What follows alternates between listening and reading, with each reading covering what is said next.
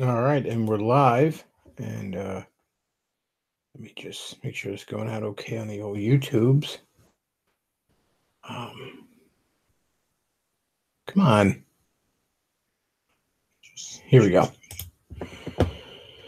Looks like it was stuck buffering or something.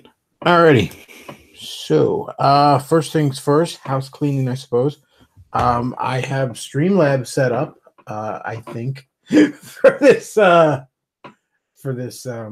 stream and going forward. Um, I don't. I'm always very weary when I'm using a site or a program for the first time because I'm technically retarded when it comes to these things. Plus, stuff isn't. I find, and I find even people who do know computers uh, tend to agree with me that things aren't quite as intuitive as they once were. Um, so for someone like me who's barely knows what the fuck I'm doing on a computer, it it can be a bit of a problem. So I figured I wanted to try and work on the Streamlabs thing before I get my main channel back, because once the main channel's back, I'll be doing both Streamlabs and the YouTubes, super chats, and I want to make sure all the Streamlab kinks are worked out. So in the next couple of weeks while I'm still on here, I'll be having Streamlabs up. It should work if you go ahead and click on it if you're so inclined. But we'll see. Set it up. I don't see why it wouldn't work. Let me put it that way. All right. So, oh, for fuck's sake. You can't bring anything up without a fucking video ad playing. And they wonder why everybody uses ad blocker.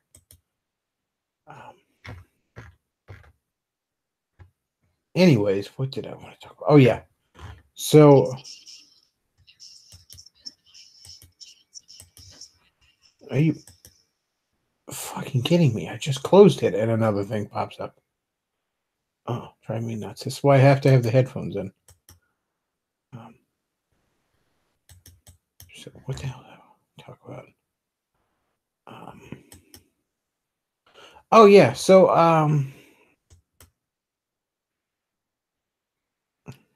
somebody sent this on Discord, and I didn't even realize that Answers in Genesis, which is the Ken Ham ministry, if you can indeed call it that, actually has a YouTube channel, official YouTube channel. I didn't even realize that. I remember years ago, because I kind of wanted to ask one of these types of creationists, the starlight problem. And I remember when I first discovered Answers in Genesis well over 10 years ago, I was kind of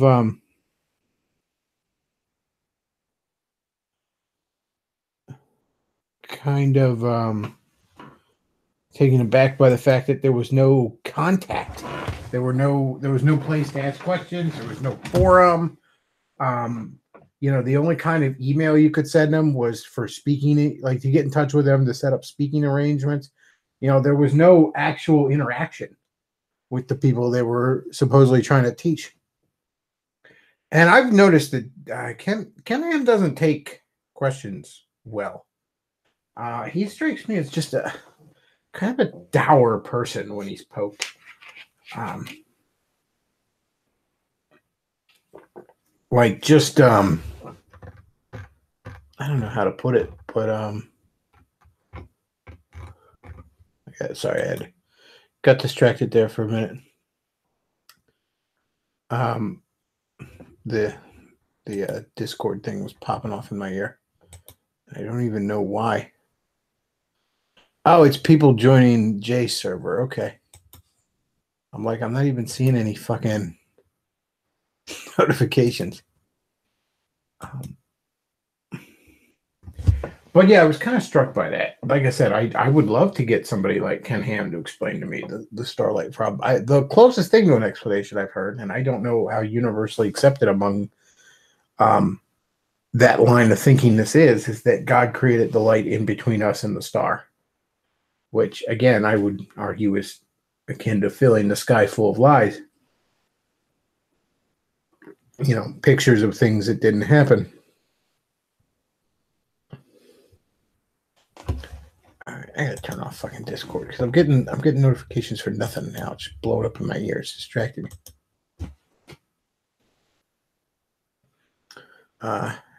Ian McDonald in the chat says he set up a Jay Dyer Discord, which everybody's hopping in, which is what was popping in my ear. And somebody says you are live on the tubes. Now you're going to be copyright struck. I don't know. Could you guys hear that? Those fucking ads or whatever? My headphones are in. You shouldn't have been able to hear it.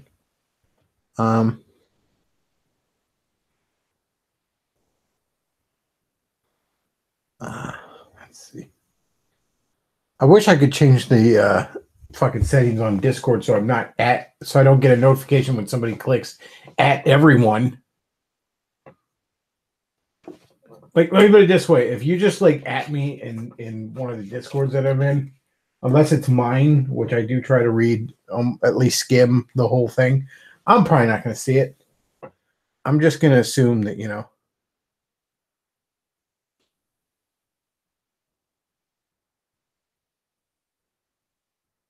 I'm just going to assume that it's everyone. You could hear a sort of mumbling in the background, recognizable as voices, but impossible to understand. Yeah, the ads were loud as fuck, too. That's why I had my headphones in. I guess you guys could still hear it a little bit. That's why it was so unbelievably distracting.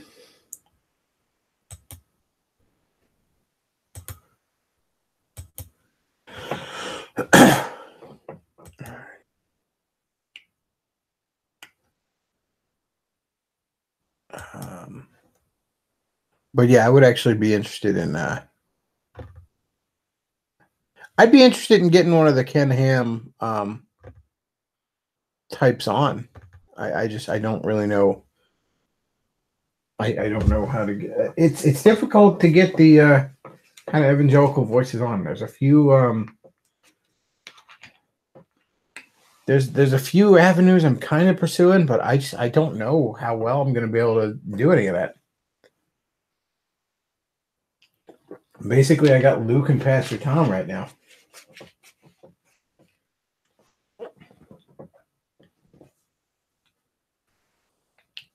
And that's partly why I didn't do a great deal of show prep for Saturday, if I'm being honest with you, because partly there wasn't a great deal in the news, but also I just wasn't paying much attention to it. I was looking a little further ahead to when I get my channel back. I'm hoping I can put together some really good streams and build on what I have there. Doing this kind of Saturday streams where it's just some buddies and we get together and we shit post and we laugh and joke and whatever. Maybe we have a serious conversation. That's all well and good. There's nothing wrong with that. I like doing it. And I know a good section of you guys like listening to that, obviously. But I think there can be a lot more we can do.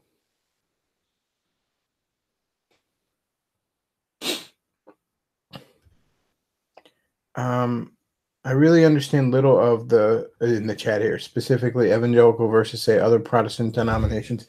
Evangelical, I would say, is just more conservative Protestant. I mean, there are greater differences in that. That's a bit of an oversimplification. Basically, it's the versions of Protestantism that haven't, the mainline denominations have all turned to rot. But when you get your non-denominational sort of churches, not tied to anything, that's where you get your more conservative churches. Bechtloff, did you see Elon Musk's tweet heard around the world? I did. Obviously, I'm not on Twitter right now, but yes, I did see that. He's in fact, I saw Stan Lee apparently responded to it and said, "Good on Elon Musk for calling out the fake news," and then called Hollywood Reporter fake news, who I guess was reporting on some of the family situation that may or may not be going on with Stan Lee. But yeah, I was very. I liked seeing Stan Lee do that too.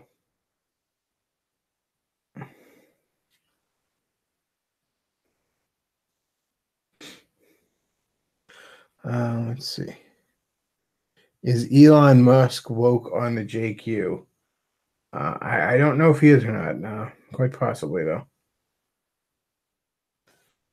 I imagine there's a lot of people kind of woke on the JQ that just don't talk about it because, you know, they're woke on it.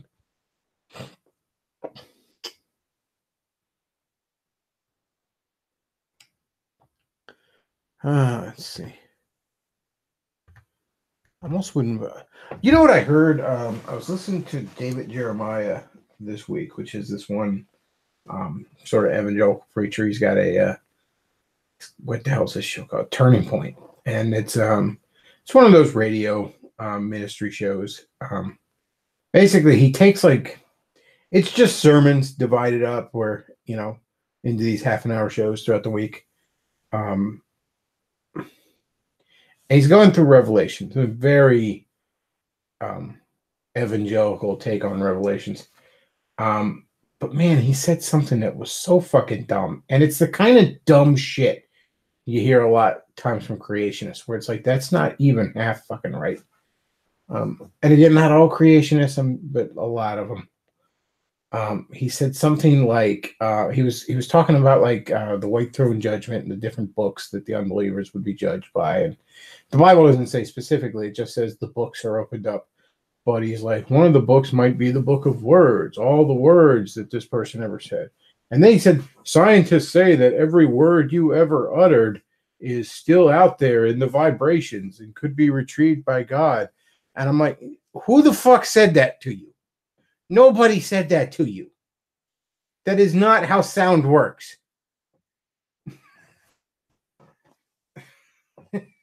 Who the fuck said that to you, David? Or is that just some shit you made up?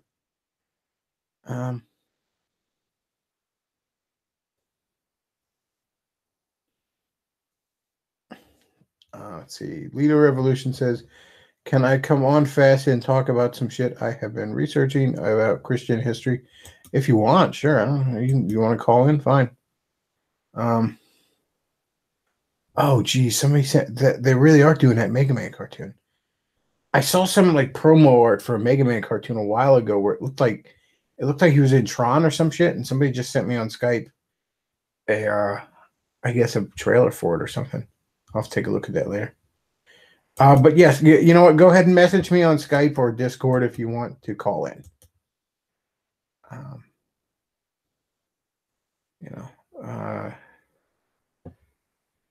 see.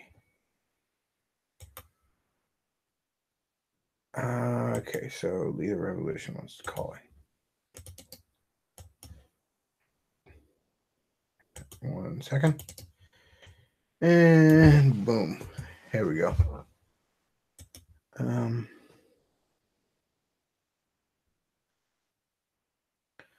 He said, sorry I'm late. Been working. Did I miss anything? Just rambling on, as I usually do on a lazy Sunday.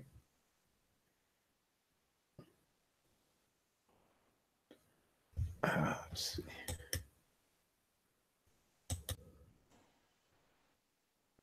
What's on your mind, caller? Hi, I've been researching a topic that I discovered a few years ago, but I've been getting into more now, which is when you were talking to Tom a few weeks back about it was kind of your anti-Catholic streams, and I was talking in the comments about Satan and how it didn't exist in original church history. Okay. And I started looking into it more and more, and I found that apparently it was put into the Catholic Church as canon in around the 1400s. However, it did exist as a character in a different religion before that, which was Islam. Well, see, I'm not sure where you're getting at, because I mean, then who the fuck was the guy in Job God was talking to?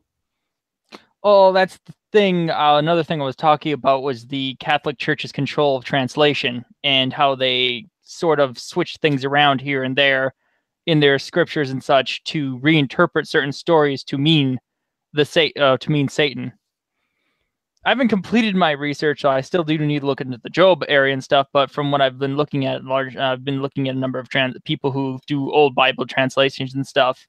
and they look at it because there can be multiple meanings to a different word. Like the word love in English is love, but then when you go into Greek, you have 8 different types of love. You get things like that in the translations.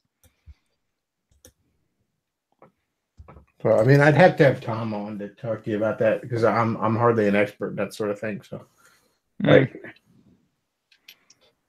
well, I just wanted to ask your opinion on that sort of thing, since you seem to be getting more into that sort of stuff with the various different views of Christianity. Well, I know a lot of what we attribute to angels and Satan. There is a lot of extra biblical Christian lore that some of it came about innocently because it's just bound to, and then as people tell stories inspired by their faith, like Dante's Inferno and stuff like that, and then some of it was a bit more nefarious on the part of church leaders. For example, I know the common, I guess, character design, for lack of a better term, for Satan with the goat horns and the goat bottom and the horns and all that kind of stuff. That's directly taken off the pagan god Pan. Both Pan and Dionysus. And so yeah, a lot of that kind of stuff, and you'll notice in a lot of paintings of the last 100 to 200 years, and a lot of art and all, depicts angels almost entirely as female when they're described almost entirely as male. In the Book of Enoch and stuff, they're described in Jewish, Christian, and indeed Islam scriptures. They're described entirely as appearing male. They're sons of God. Yeah, they are given completely masculine attributes. Now, I mean, I don't think they have a sex in the way we understand it, because they're a species that doesn't breed. So in some ways, it's sort of anthropomorphizing them to even give them a sex, but they are always described as masculine. Mm-hmm. And they are, in the various stories and such of Christianity, they take masculine form.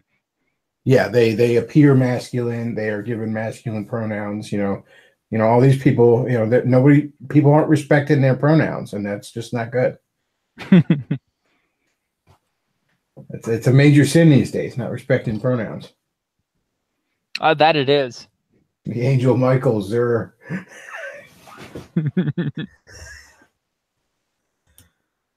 But yeah, I think a lot of it. I think there's a lot of extra stuff, but I don't take the position that Satan as a figure is not a biblical figure. Well, I have taken an interest in this because I've been thinking about more and more lately, and I come to believe that the figure of Satan becomes a harmful character, because one of the stories it refers to is I can't remember the passage specifically, but it refers to the king in the fall, and they took that story to mean that. But in a different translation of it, done by a number of other translators, it becomes a story of a narcissistic Babylonian king who tried to place himself above God and was stricken down for it. Now, that's a story, I think, about narcissism being a sin that I think modern Christianity could very much benefit from, but is obscured by this whole idea within the Satan being a character. And then you also get silly things like Satanism. In the Book of Enoch and the Old Bible and such, they describe demons and figures, and very specifically in the Book of Enoch, demons being creatures that cannot take a physical form. They're spiritual things. Angels in the same Book of Enoch can take a physical form, whatever they pretty much wish. There's something in Genesis about demons impregnating chicks, and it doesn't get talked about. It's funny, as much as the Ken Ham type will autistically go over Genesis, he sure doesn't go into those passages a great deal, does he? Things get just a touch uncomfortable for him, and so things get a little too X-Files on him, and suddenly he's not having it. I noticed a tendency within a number of the evangelical circles is to acknowledge Satan or demons, but not to directly talk about the darkness within them and their relation to humanity, and so that kind of darkness, or the whole you get some of them that have the whole go really far into the whole purging the demons from the self ones, and then they get the snake handlers and few other ones that do hyper focus on those things. But the Ken Ham types just seem to want to focus on the positive messages, but still getting caught up in these small details. But then they get caught up in these small details like a net with these creationism and stuff. I would argue the true rounded Christian position on evil in general is in the Bible. It describes evil coming from three places, and for lack of better terms, the demons, the devil, Satan, whatever you want to call it. We'll just say hell, the world, and the flesh. Those are the three sources of evil. And what that means is there's the supernatural source of evil. There's also just the corruption inherent to the world and the systems within it. And then there's the flesh. There's the evil within you. And the flesh, without counting it, without whipping out some sort of counter, the flesh seems to be the one that's, especially in the New Testament, that you're told the most about, that's supposed to be your biggest concern. As a wise lobster once said, clean your room. He does talk a lot about that, doesn't he? Yes. And your message about who's better to listen to, him or Richard Spencer, I tend to agree on you full-throatedly. Yeah, I mean, you can pick apart Jordan Peterson's message all you want, but he hasn't ruined anyone's life. He hasn't gotten anyone killed. I'm pretty sure most people that take his message to heart probably end up better off. Oh, Jacob Whisker asked a question about the Nephilim within the lore of the Book of Enoch. They were the result of the Watchers coming down and impregnating human women. The Watchers being angels that made a pact to defy 100 angels that made a pact to defy God. They did it for purely deviant reasons and were punished and turned into and cursed for that. And the children they produced were like Movie Bob. Yes, they were the giants. Movie Bob is like 14 fucking feet tall. I swear. Every time I see him, He is really tall. he is insanely tall. It's if you ever see the picture of him next to Anita Sarkeesian, because she's short as fuck, it looks ridiculous. It's all wasted on him. I mean, can you imagine what he'd look like if he got swole and took testosterone pills? Maybe the hair loss would go away. He needs a shot of tea for his soul. The soy has actually reached into his soul. The soy is the primary food of the bugmen. Do we really want to eat that?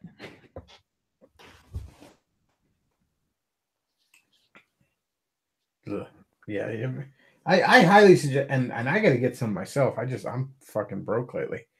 I'm trying to save up money, and I'm trying to watch every dime. But I got to get some more testosterone cream because I ran out a little while ago. And that stuff's not cheap. It's like $100 a tube. Jeez. Now, I mean, the tube lasts you a long time because you just, it's a tube of this cream, and you're putting like a little dab on yourself once in a while, like every day. So I mean, it lasts you a few months, but it ain't cheap.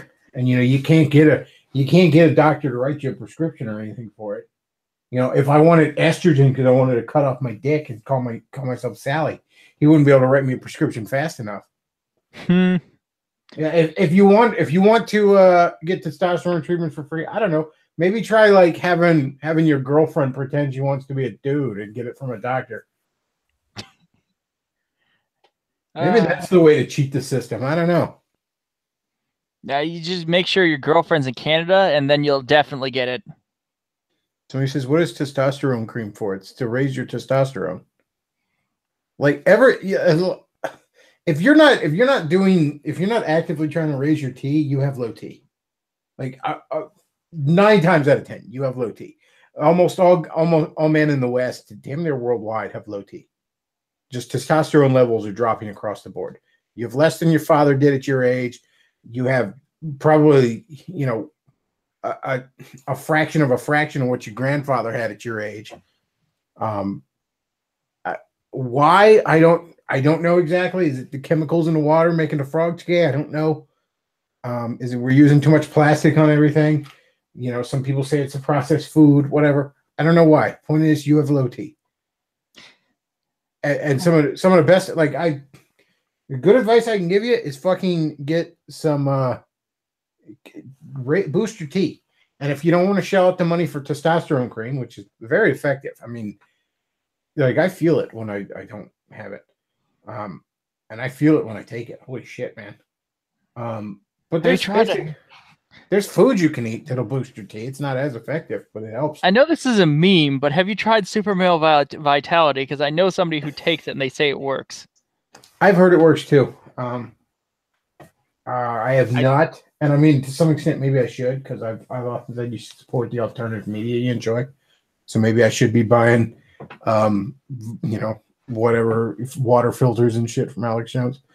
I think a bottle of that is like $30-something and lasts about a month. Here, I'll go look it up for you. I don't know. Last time I got a testosterone tube, and I mean I've been out for a while. I've been out for a few months because I've been fucking broke for a while.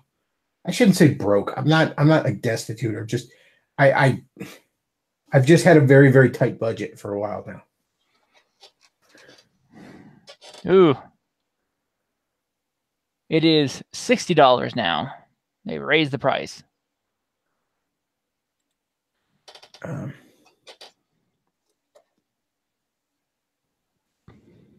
Who says you use Andro cream? I've used it a lot in the past. Yeah, like I said, I haven't used it in, I think like the fall was the last time I used it. I mean, probably like November or some shit was when I ran out. I just haven't replaced it, and I should. Somebody says just get the shots. I don't particularly want to get shots. The cream worked fine, thank you. Holy shit, dude. Because I don't want to go to a doctor to get it. Because doctors aren't gonna fucking give it to you. It's gonna be like, yeah, doctor, I have low T, and I'm gonna be like, yeah, you're 35. Deal with it. Well, I don't want to deal with it. I want to boost my T. Well, fuck you. Is what he's gonna tell me. Yeah. You recommend? I did the Andro Plus, I think it was, or whatever. They used to be a sponsor of a lot of the Manosphere guys like Davis and whatnot.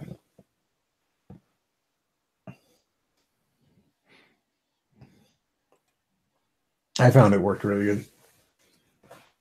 Oh, I heard a lovely series of stories from my friend. If you wanted something to talk about, he showed me a number of news reports out of England since 2007 of teachers getting in trouble for giving the assignment to their children to have them convert to Islam for homework.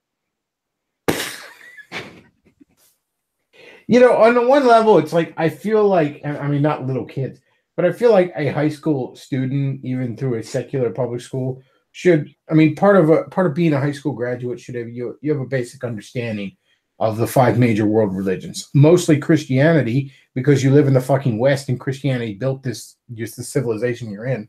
But you should have a basic understanding of the 5 major world religions. So I have no problem with a school teaching what the tenets of Islam are. You know, this is Islam. There's a whole bunch of crazy motherfuckers that believe it. This is what it is. That said, though, it always seems to go a little too far when they're doing it with Islam. And somebody in the chat says, how do you know you have low T if you don't go to a doctor? You have low T, okay? They've been doing these tests for last, 60 years? And it's been going down by 1% per year. So I suppose I don't know 100%, okay? Well, you know what? If my T level is just fine, I'd rather have high T. All right? I don't care if the shit turns me into the incredible motherfucking Hulk. All right? I'm fine with that. No, I mean, high testosterone. I don't care if I grow fucking antlers like a deer. Like that, like fucking horns. I don't care. You know? There are benefits to having high T. It does increase your ability to work with other men, and it also increases your ability to control your own emotions and regulate. Trust me, I don't think my T is, you know, like I'm not gonna play with a Nintendo Labo kit while my wife fucks a black dude. My T's not that fucking low. Yeah, I need. It could be higher. You know. Now, I don't think it's the most importantest thing in the world, as evidence that I've let the fucking stuff be run out for several months now. Um,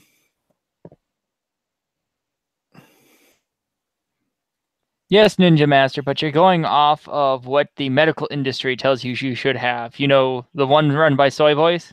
I get blood tests free and bound. Yeah, that's the other thing. I'm not entirely sure I trust a doctor. I'm not entirely sure I trust a doctor to be like, "Oh, your T levels are fine." What do you call fine there, doc? You know, whenever they bring those 100+ people onto the news circuits and everything, they always give the same advice when people ask them how to get to 100. They tell them, "Don't go to doctors." Yeah, Every one of them. Yeah, you know what? He'll tell me your T levels are normal. Yeah, well, normal's not good. I don't want to be normal. All right. Normal is making the bug man face on social media. All right, I don't want that. Also, the second leading cause for death in America, it's not guns. It's the medical industry. Right behind a car accidents. And no, I don't get blood tests I don't have any fucking health insurance right now. I got this for you. Like, I'm still a temp at my current job, okay? And I've been bouncing around jobs because I've just had trouble finding a long-term thing here lately. Oh, enjoying being a fungible piece of labor. Yeah, I don't have no fucking health insurance, so I shudder to think what a doctor visit would cost me right now. Yeah. Have you ever read about the guilds from the medieval era? Nope. Ah, that was those are interesting to look into because you know how from the entrance you entered in the guild usually as like you're the second or third son, so obviously you're not going to inherit the farm, so you go to the city and you join up with a guild, you get an apprenticeship with one of these guys, and then you work your way with him, you do your time, you learn how to do this basic crafts, and then the guild asks you to make an item of specific quality, and then they give you a rank up, and you can make better stuff. And the guild has very strict standards on what you're supposed to produce. They also, to a degree, regulate prices, so everybody's not slitting each other's throats in order to get the lowest prices. It sounds like what a union is supposed to be.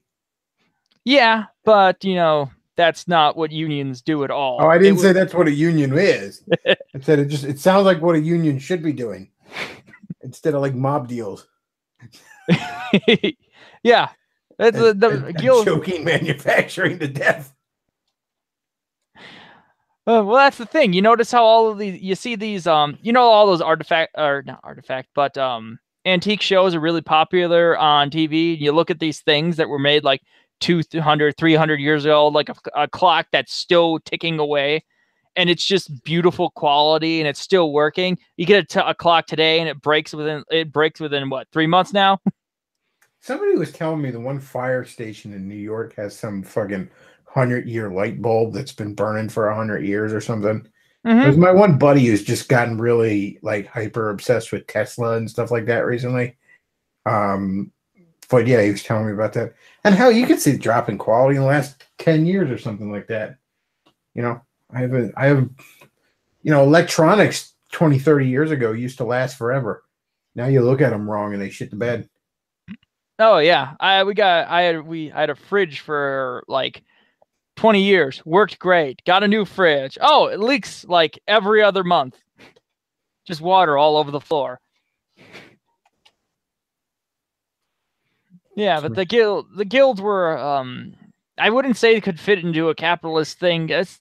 I don't want to be a fucking one of these people that's like, "Oh, destroy capitalism now," but we're starting to see some of the negative effects of it. Not saying Marx was right, because Marx is a fucking idiot and a monster. I wouldn't say that's I don't think there's anything about a guild that's necessarily, anti-capitalist. Hell, I don't think there's anything about private unions that are anti-capitalist. They're just groups of people, gathering together. And I mean, people will naturally gather in collectives. There's nothing inherently anti-capitalist about that. Well, I mean, I think our current system right now is not capitalist. What we have right now is not fucking capitalist.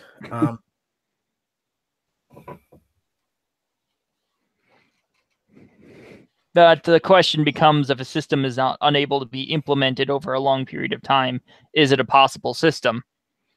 Somebody says, Bechtloff, read or watch anything that addresses the boomer question. What, like lately? I mean, boomers are scum. I don't know what else. I haven't really read anything on it lately. I got to talk with a few of my grandparents who are greatest generation, and we spent so long talking about how much we hate baby boomers.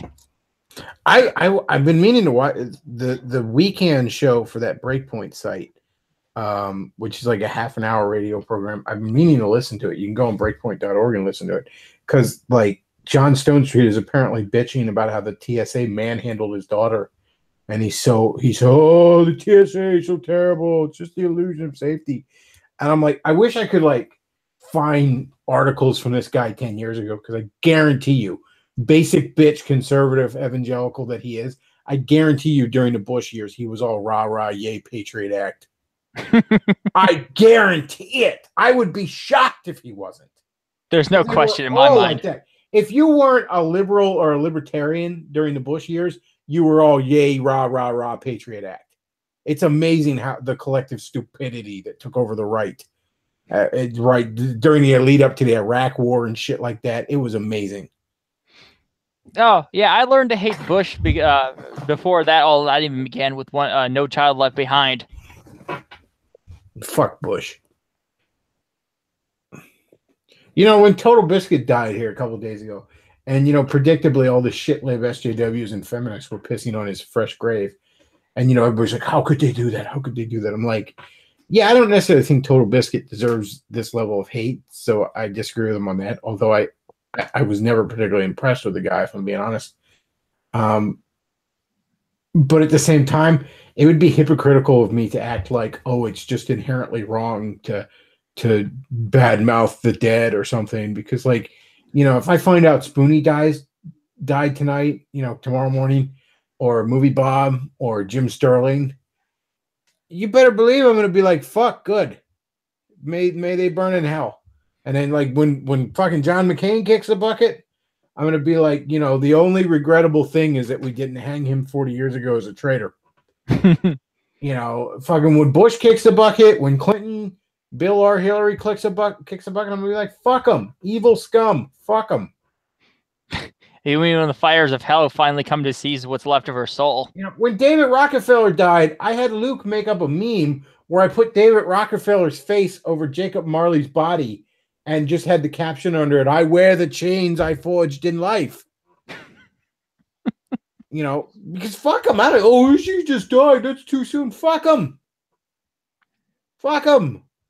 If we were a sane society, he would have died by hanging, and we'd bury him upside down.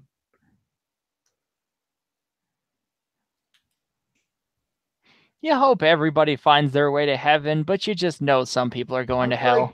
Like I didn't think it was necessarily called for when everybody was all like, press S to spit on his grave for like Hugh Hefner, because Hugh Hefner seems more a tragic case to me. Like he's just the sad end of a hedonist. You know what I mean? Mm-hmm. But Hugh Hefner didn't strike me as truly deeply evil. Like I just think I don't think Hugh Hefner, when he started Playboy, envisioned what Playboy would be now. What would come about this? You know what I mean? I think he was just like, hey, let's just have fun and hedonism and have fun and all this stuff. I didn't think he envisioned, Anita Sarkeesian. I don't think he envisioned a world like that. I don't think now, and maybe I'm wrong. Maybe he was just a horrible, horrible man. But I don't think he was like, fuck the family and Western civilization. I think he was just like, hey, I like having fun and seeing titties. And you know what? So do I. Like I could have gone down a road like that. All right. I'm not medicking here. I'm just stating a fact. I had my first three-way before I was done high school, okay? Because the cute little redhead goth girl I was dating had a curious little blonde girl as a friend. All right. I could have gone down that road. I almost don't understand how anyone who isn't a God-fearing man doesn't go down that road. So I didn't think it appropriate when Hugh Hefner died that everyone was asked to spit on his grave. And if I'm being honest with you, you always hear this accusation from the hedonists, from the non-Christians, at the Christians saying you're just jealous. And you know what? If I'm being honest with you, hearing a lot of these 19-year-old spurgs that never kissed a girl being all like, yeah, fuck you, Hefner. I sometimes think like, you're a little jealous, aren't you? See, I was never jealous of you, Hefner. And I know that sounds arrogant. It's not that I had the jet set lifestyle of him or any bullshit like that. But like I said, for a dork like me, I did okay. And I also understand that by the end of his life, he was just, I mean, it was also empty to him. I mean, you hear reports of how he had to watch fag porn, just because that would get him to normal now, like all that stuff. So Hugh Hefner to me was a case of pity. He really was. And I understood the pull of hedonism. I understand it. And I, he just went way, way, way further down that road because he had way, way more opportunity to than I did. So yeah, I didn't think it appropriate when everyone was like press S to spit on his grave for Hugh Hefner. But that said, when Rockefeller died, yeah, fuck it, fucking press S to spit on his grave. There's people who fall into the abyss, and then there's those who work to spread the fires of hell. Yeah, whatever harm Hugh Hefner caused in his life, I don't think he meant it, for lack of a better term. I just see him as a very pitiable man. In fact, I remember years and years ago, I watched, it was like an episode of Cribs or something, and we were like, it was Hugh Hefner's birthday, and everyone's getting him these nice things, and he was just kind of like, he'd open them up, and he'd be like, yeah, that's really nice, throw it in the pile.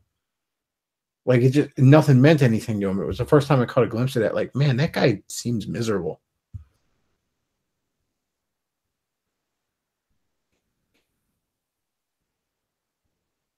A bunch of these people within these various movements really need to think over. I know it's a Nietzsche quote and everybody hates Nietzsche now, but when fighting monsters, be careful not to become a monster. I think a lot of these guys just need to go fucking kiss a girl. That too. I said a while ago, I was like, you know what? I was going to come up with a list of like, I don't know, like a dozen things, that if you haven't done like 2 or 3 of these, get the fuck out of my face with your proclamations that you know how the world works, and just on this list would be like, hey, have sex with a woman, served in the military, worked construction, been in a fist fight, stuff like that. Just stuff where you're a fucking man. Okay. And it'd be like a dozen things. And it's like, just have you done like 2 or 3, And if you're at like a 1 or a 0, you need to shut the fuck up.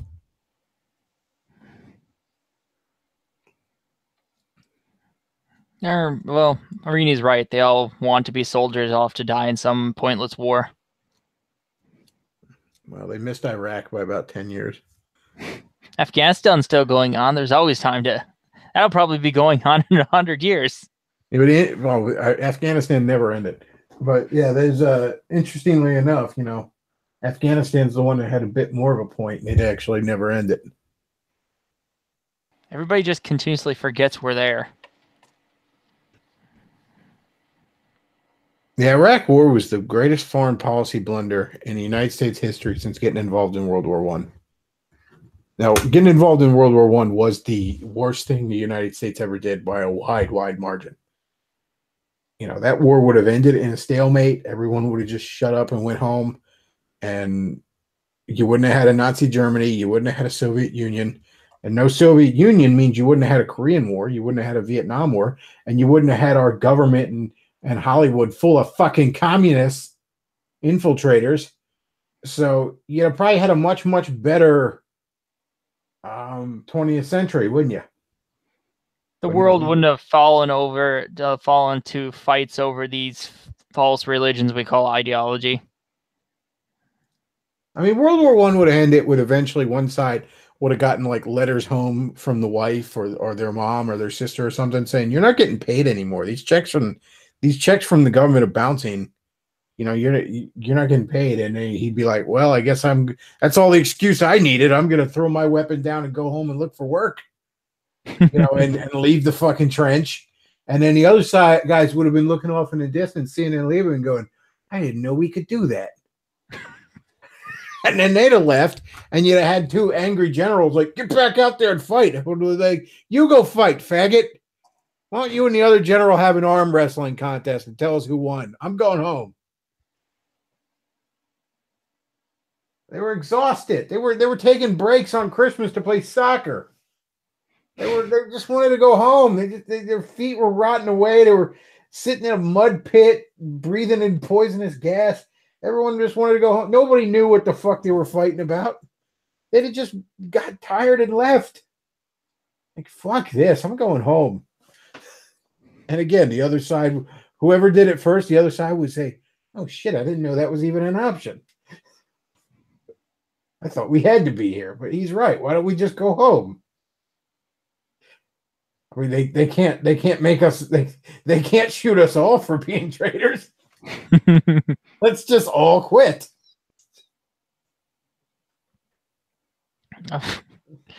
Usually the governments just negotiate a peace before the money runs out, because that's their fear. Yeah, exactly. Because eventually people just like, "Man, let's just go home. This sucks." Especially when it's like, you know, what are we fighting over? Some fucking Duke got shot or something? What is this? But yeah, we got involved through that, you know. We allowed France to put its boot on Germany's neck. Lord knows the French are some petty motherfuckers.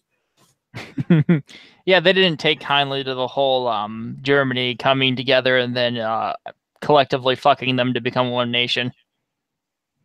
You know, they put the boot on Germany's neck, and then, you know, along comes this guy who says, "Well, let's fuck France and fuck all those guys that you owe money to too, by the way, people." Mm-hmm. Well, that's what opened the door for all these ideologies. Before then, the world was divided between empires. It wasn't all this ideological garbage.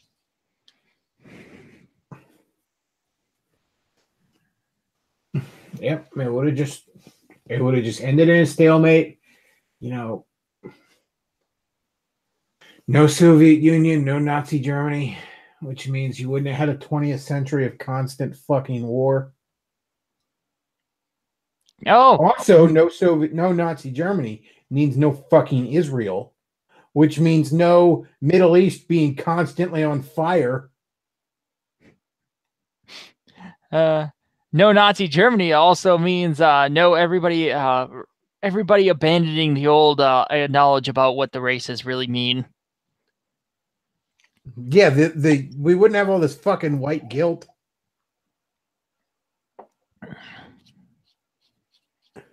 Nah, World War II was the crucible by the new mythos of the West was forged.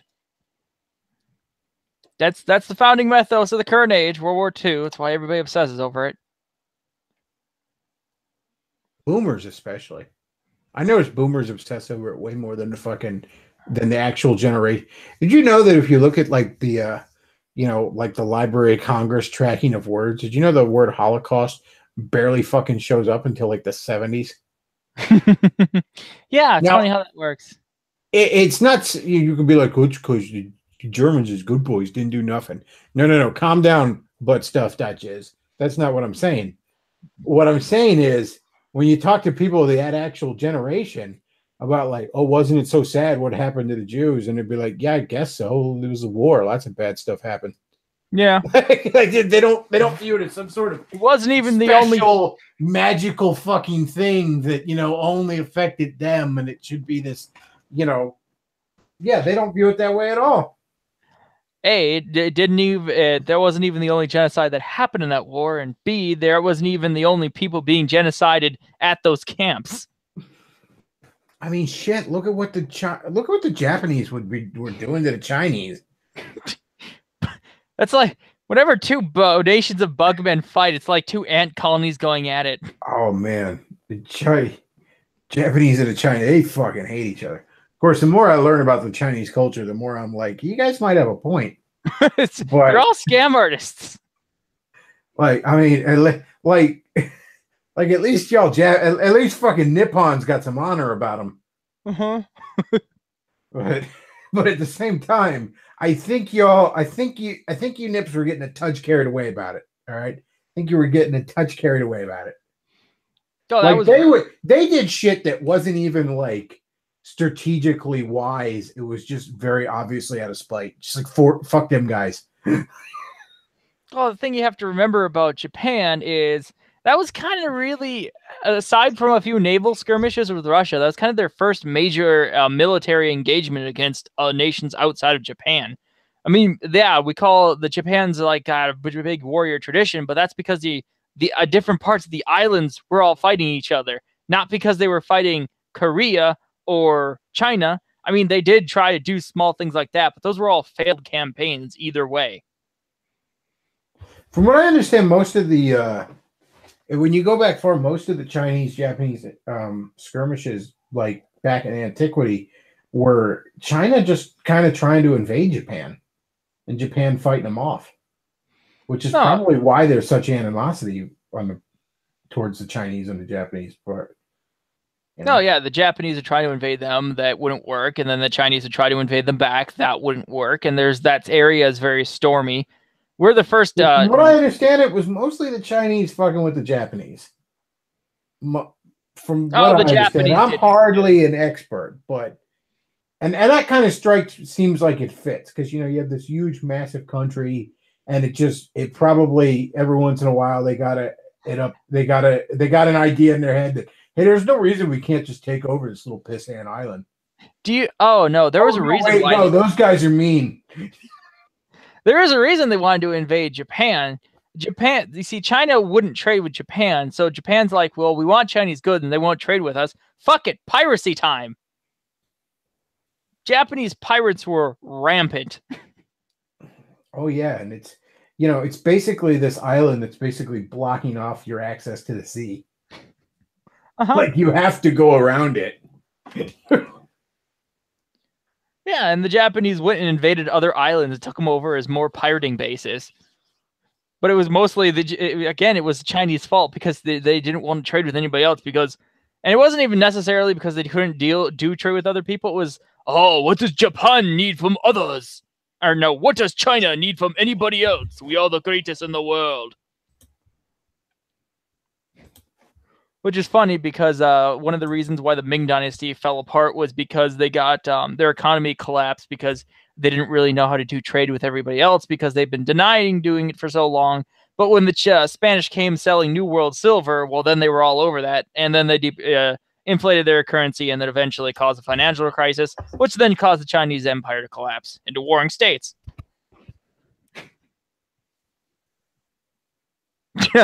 Yes, heroic fool. China economy strong.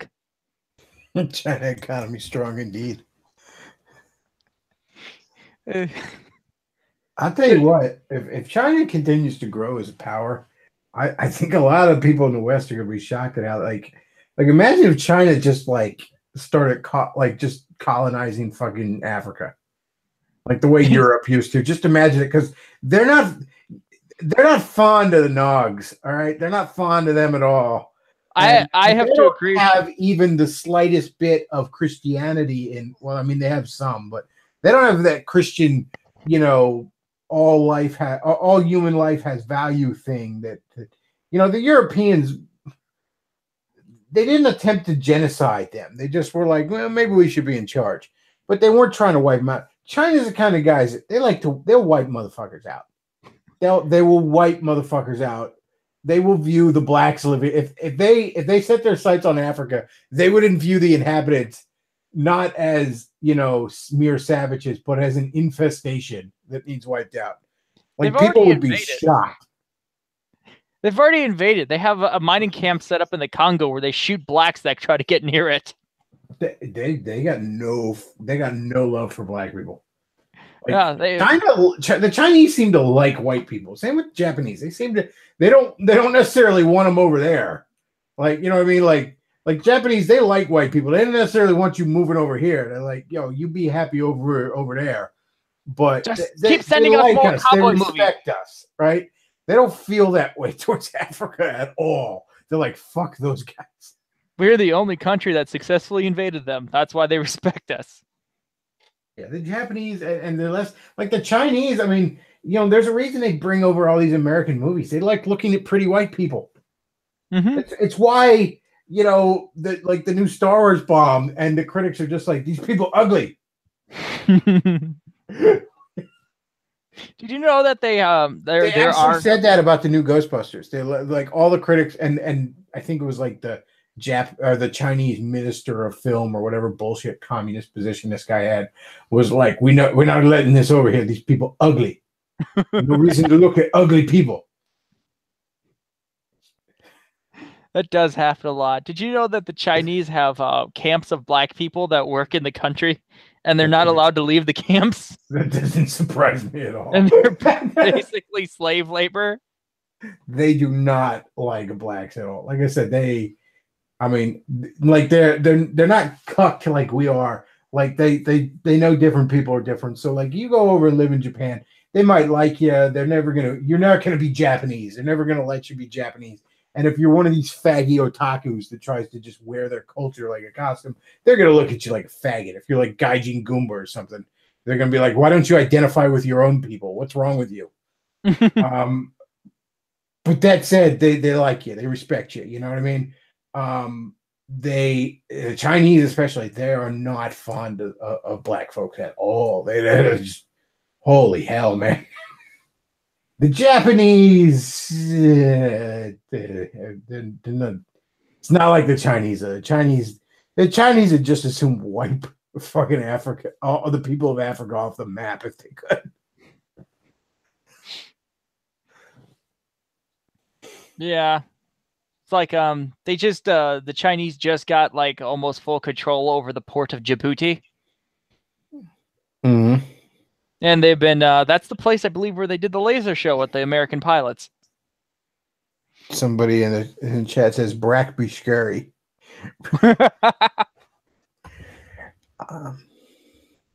Yeah. China's one of the reasons why China's trying to take over at least the east coast of Africa is they really want to go bugman fight with the Indians. I don't know how they'd survive going into the cities with the smell. I like that Family Guy bit. There's like a Family Guy bit where they're trying to find religion or something like that, or they're trying to find God. I don't remember the context, but they travel to India. They're like, they say it's one of the most spiritual countries in the world. And they get there, and I mean, it's just a shit show. You know, there's like Seth MacFarlane can be based as shit sometimes. He really can. And it's just people shitting in the streets, and it's just a hellhole, right? And they get off the plane, and they just go, and Peter just goes, God is not here. And gets back into the plane.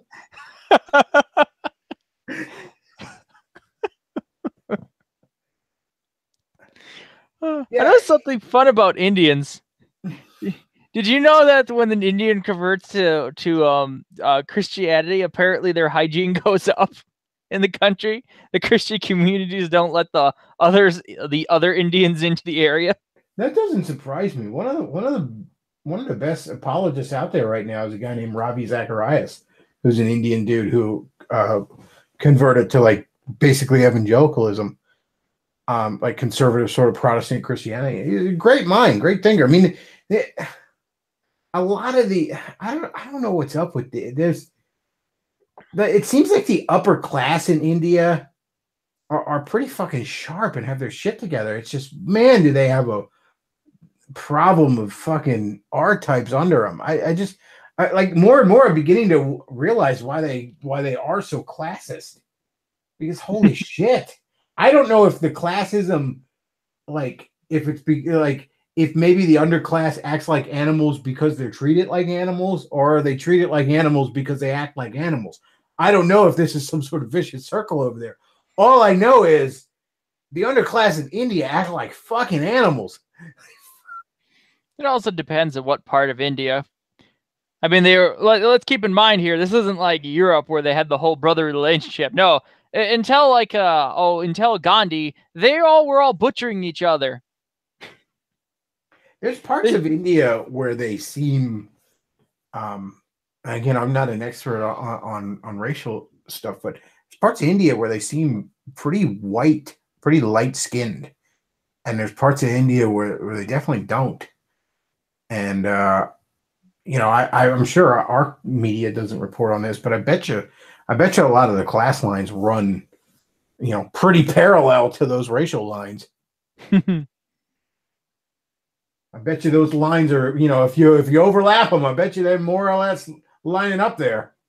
Well, there's they're all part of the group called Aryans, but the ones that are closest to the Iranian Aryan mount sort of thing are to the north, and the more dark skinned ones are to the south. Because when you think of all like the bad stereotypes of India, you think of the southern Indians. You think of those guys. Yeah, it is also where things get a little more crowded, except for Delhi. There's all types in Delhi. Yeah, that's a city for you. No, that's their capital. That's always how cities have been. Some of the northern villages and stuff actually look cozy. Hubs of economic opportunity are kind of like cities just naturally are, unless they're like Detroit or something. Unless they're run by Democrats for 50 years. Hubs of economic opportunity. They're gonna attract all kinds. Yeah. Oh, you brought up Detroit. Did you see David Cage's new game? No. Oh, he actually made a good game. The story doesn't go off the rails in the middle of it. He actually it was amazing. David Cage did a game with a story at the beginning and the story at the end actually seemed like the same story. I don't know if you've ever played any of his games. I'm not sure if I have or not. Have you ever played the game Heavy Rain or Fahrenheit? I've heard a lot about him. I haven't played him. He does a lot of story games. They're less... He likes to do weird things with QuickTime events.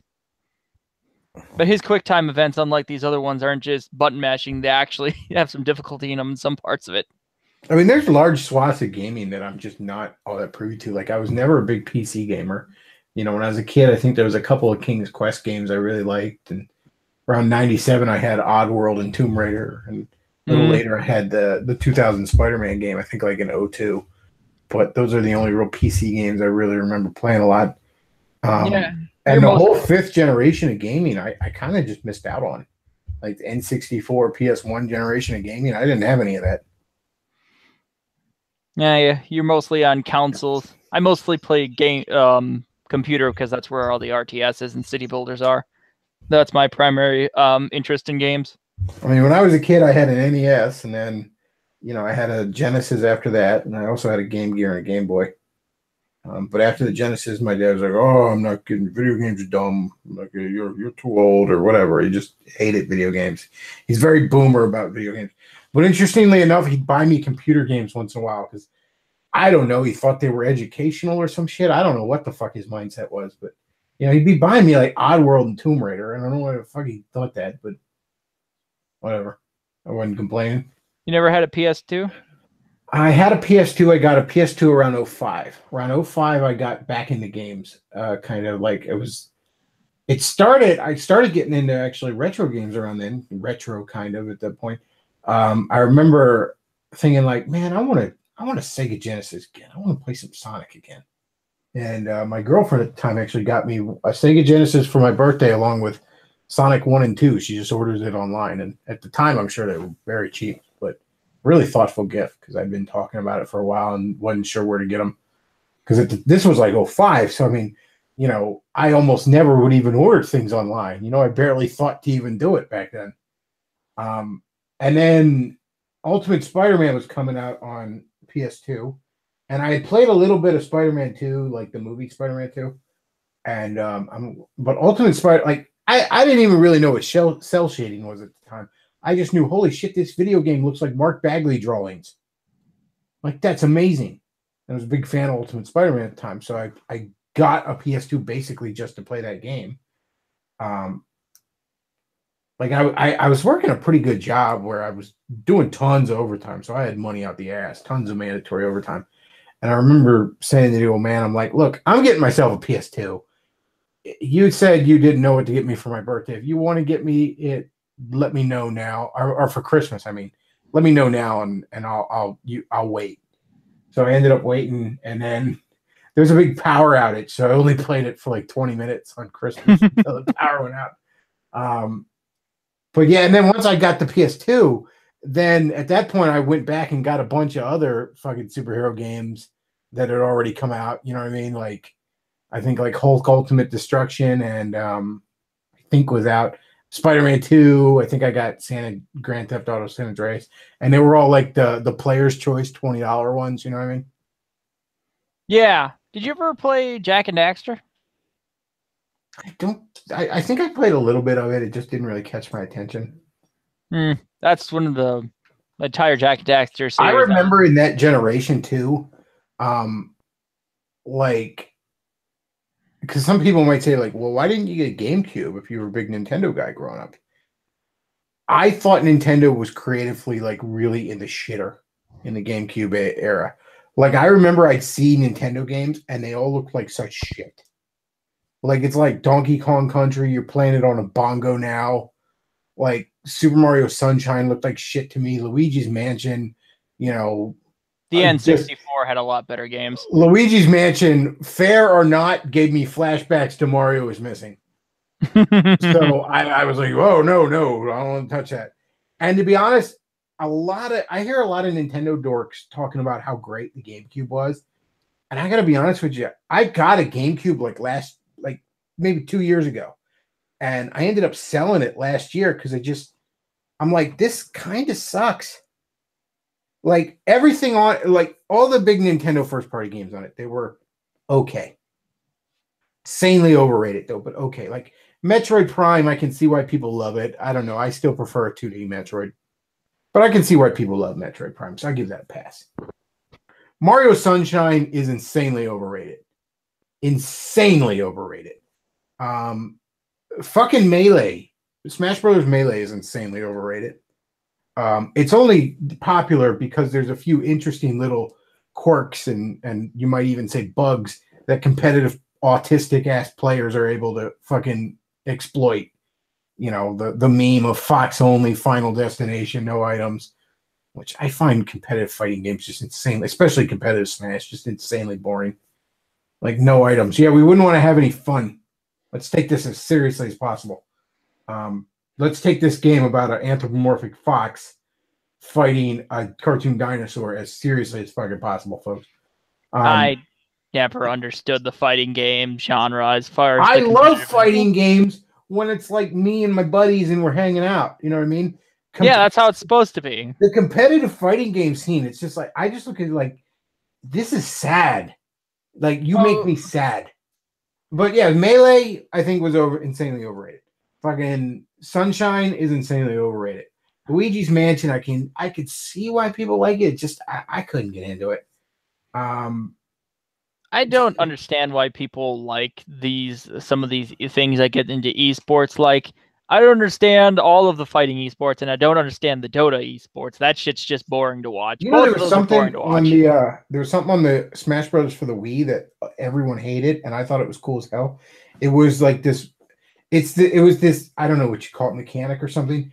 Your character would randomly trip, and you'd get like right back up and whatever. But it would cost you a half a second or whatever. You know what I mean? Mm-hmm. The competitive people hate that.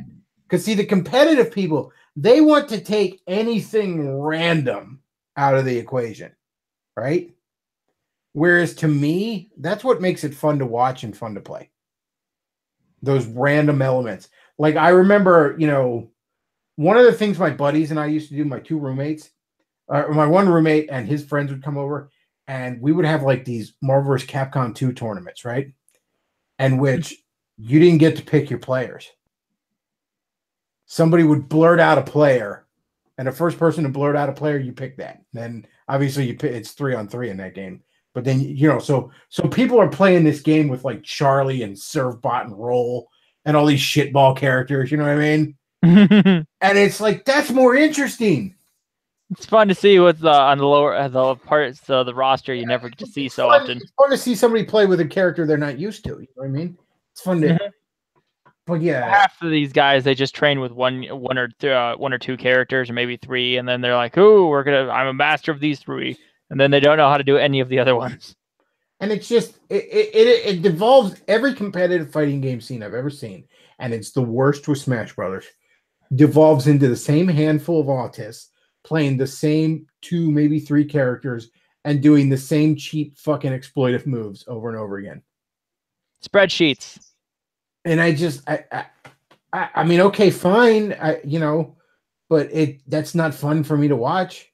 If I was hosting a fighting game tournament, and I don't know, maybe nobody else would want to watch this. This is what I'd want to do. It'd be like a Street Fighter 2 tournament. Be like, yeah, we're going to have the main event and all that good. That's all well and good. But we're going to have a little side event in which we're going to whip out obscure fucking versions of Street Fighter 2. We're going to whip out fucking Street Fighter 2 on the original Game Boy on an emulator. And y'all niggas are going to play that for a little while. Oh, I don't know how to play this. I know. That's the point. I don't.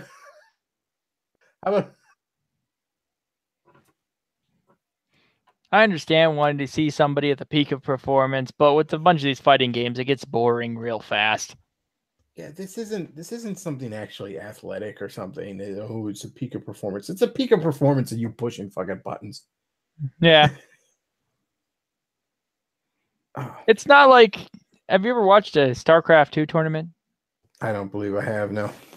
No, I actually find those interesting because it actually looks like 2 armies on the field going at each other, and you see what is typically 2 North Koreans or South Koreans just going at it and doing all of this fucking shit you could never do in 1,000 years, but it's actually fun to watch. It's got all these nice animations and everything. I used to watch TB's tournaments of those. I guess I won't get to enjoy anymore, but so I had my PS2, right? And again, I didn't have a GameCube because Nintendo just looked like ass. It'd be like, here's a Donkey Kong game. You're playing fucking bongos.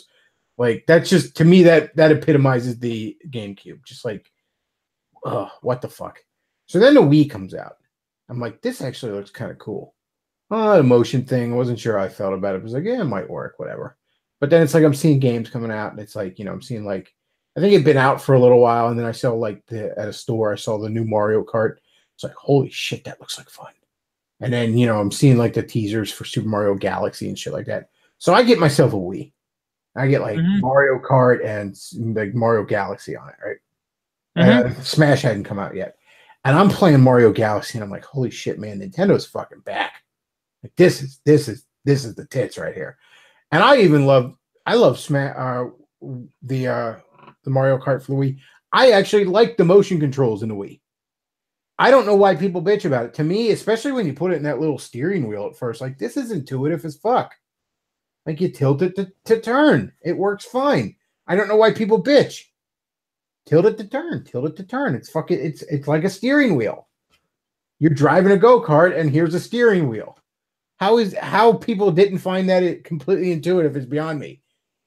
Was I the only one playing the game that actually knew how to fucking drive or something? With maybe a bunch of the people bitching were like Jim Sterling, so yeah, I can see how that would be a challenge. Come on, Jim, it's just like turning the wheel on your hover round. All right, you can go in your Mario Kart. I don't get it. I don't get why people bitched about it. I thought, and don't get me wrong, there's a lot of shit that was on the Wii where I don't think the motion controls were even particularly good in Galaxy, to be honest. But man, I love the motion controls in Mario Kart Wii.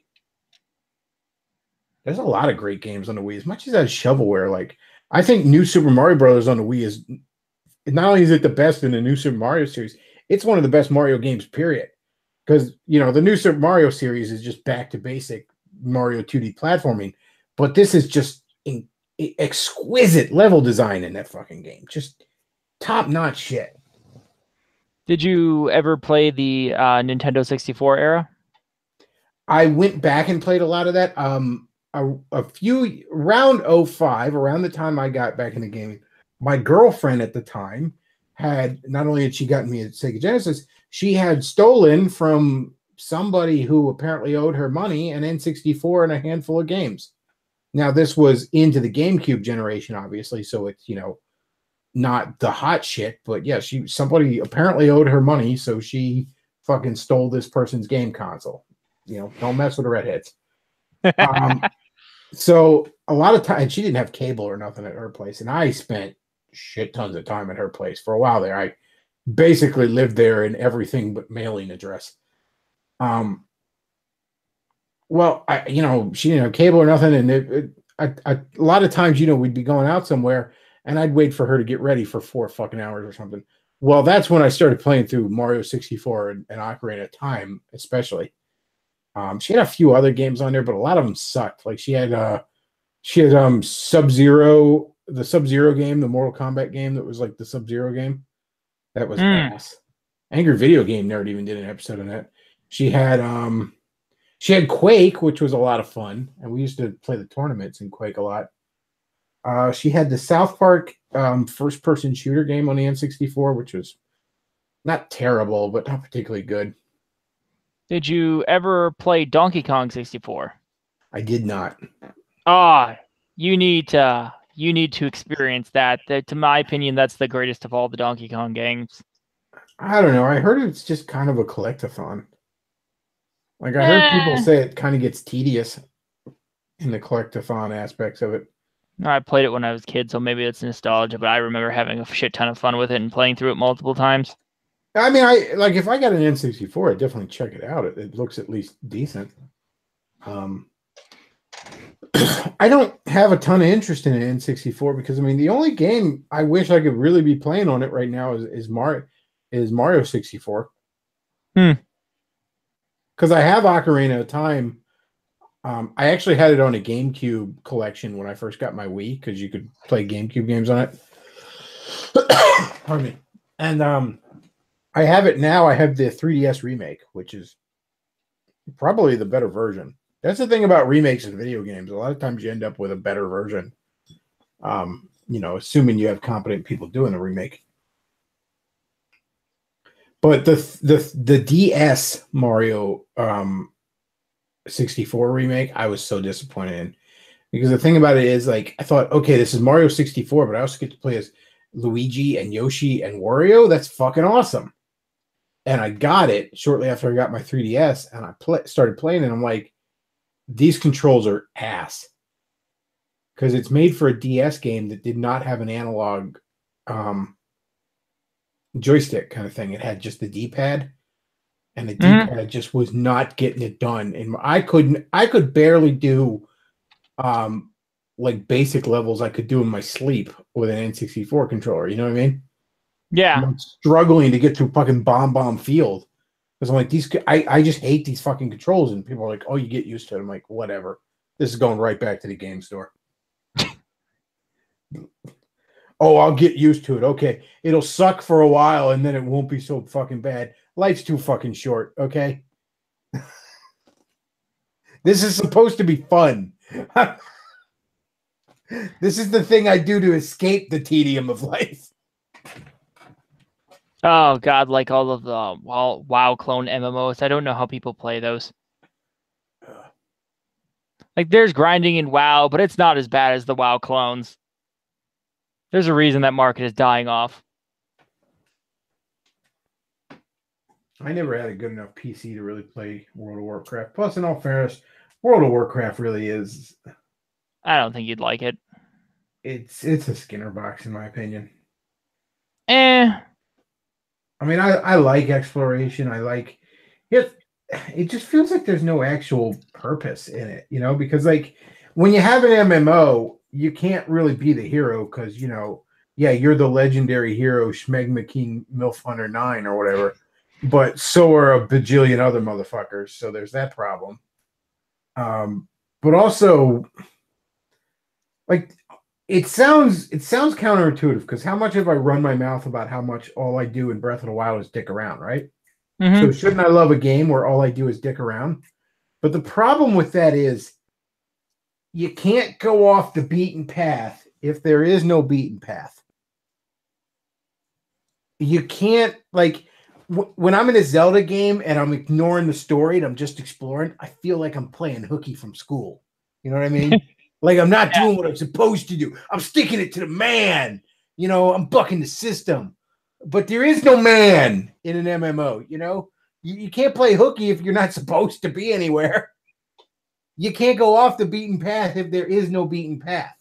So in other words, if you give me a game with kind of like no structure, then I'm like, fuck you. No, there is a structure to WoW. With like this little bit of structure, like here's what you're supposed to be doing, but yeah, do whatever you want. Like with the other MMOs, I agree with you. Oh God, Rift and the Elder Scrolls game, they're both very terrible for that. I don't know how anybody plays those. And Jacob, WoW it's neutral on that front. I've met some alpha motherfuckers that should play that on their just on their off time when they're not at the gym, and I've met William some of the Shatner used movie to bot love the fuck out of motherfuckers. WoW back in his Oh yeah, he did that commercial, but he had a WoW account. He was a leveled up motherfucker on that. What's that? There's that one chick that was on that 70s show. What's her name? She was married to Ashton Kutcher for a while. Milena Kunis. Yeah, she played WoW. Lots of different people played WoW. You find all kinds in that game. There's not really a select type of person, and it's not even like the rest of the internet because I find equal numbers of men and women in the game as well. It's one of those people games. I heard from Anita Sarkeesian that women weren't allowed in video games until like 2012. Yeah, that's why I know a bunch of married couples that met through WoW, and why when you go to the BlizzCon every year, if you go to BlizzCon every year, you see a bunch of married couples there. First time I ever played WoW, a buddy of mine set me up an account, right? Because I guess you have played it a little. I have, and I guess the way his account was, he could make multiple characters, right? Oh yeah, so everybody's accounts like that. He was going to let me use his account and play it for a while, and then maybe move on. So what year was that? I couldn't do it because my PC just couldn't handle it at the time. But anyways, I set it up at his house, and I was a zombie necromancer named Ga Romero, like G.A. Romero. Nice. So I don't really know what I'm doing, so I'm just trucking along, happy, right? And I just walk into a fucking village. But I'm the horde and I'm a zombie. Mm-hmm. So people weren't fucking happy. like I was just like, hello. You wandered into South Shore, didn't you? They're trying to kill me. But like we're hanging out, and like as a zombie, you could eat people to replenish your health. And I just thought that was cool shit, so I just kept doing it all the time. Even though I didn't need to be doing it. And my buddy's like, you're starting to weird me out. Like you're enjoying doing that too much. I know people who do that. I'm getting into character, damn it. Yeah, it sounds like you were playing back in before in the pre 2010 like era. 05, 06, something like that. Yeah, they really got their shit down on as far as having it so that there's actually a path you can go on, but you can also still go off the path, and there's quests out there that are out in the middle of nowhere that's like, oh, I can go off and do this, but then there's also the main quest line in each one of the zones, and then you can go to any one of the zones you want now. They also changed a thing recently. You know how you had the level where you had to go to the zone with the level thing on it now? No, I don't remember. Oh, well, there was a level 1 to 10 zone. Well, they changed that now, so you can go to any zone 1 to 60 in any order you want now. But I like that. Yeah, I like pushing into areas that I'm really not supposed to be yet. Oh yeah, you can just on skill level. Like I love doing that in the Zelda game, like Breath of the Wild. You can basically go anywhere, but there are certain areas where obviously the monsters are going to be considerably tougher than others. So there's certain areas where if you're pushing into them with like 3 hearts, it's probably not somewhere you should be at. But I always like doing that just to see how far into it you can get. Oh yeah, well there's bracket zones now. There's the 1 to 20 zones, and then there's the next bracket up, which is 20 to 60, and then 60 to the next one. So you have the brackets. You can go anywhere in this, mostly anywhere in this third of a continent, anytime you want. But there's still the places you don't want to go yet. So they've done a lot to improve that whole thing. I don't think I'm ever going to convince you to play the game, but got somebody else wanting to call in. I'll bring him in Sweet. because I got nothing else going on tonight. All right.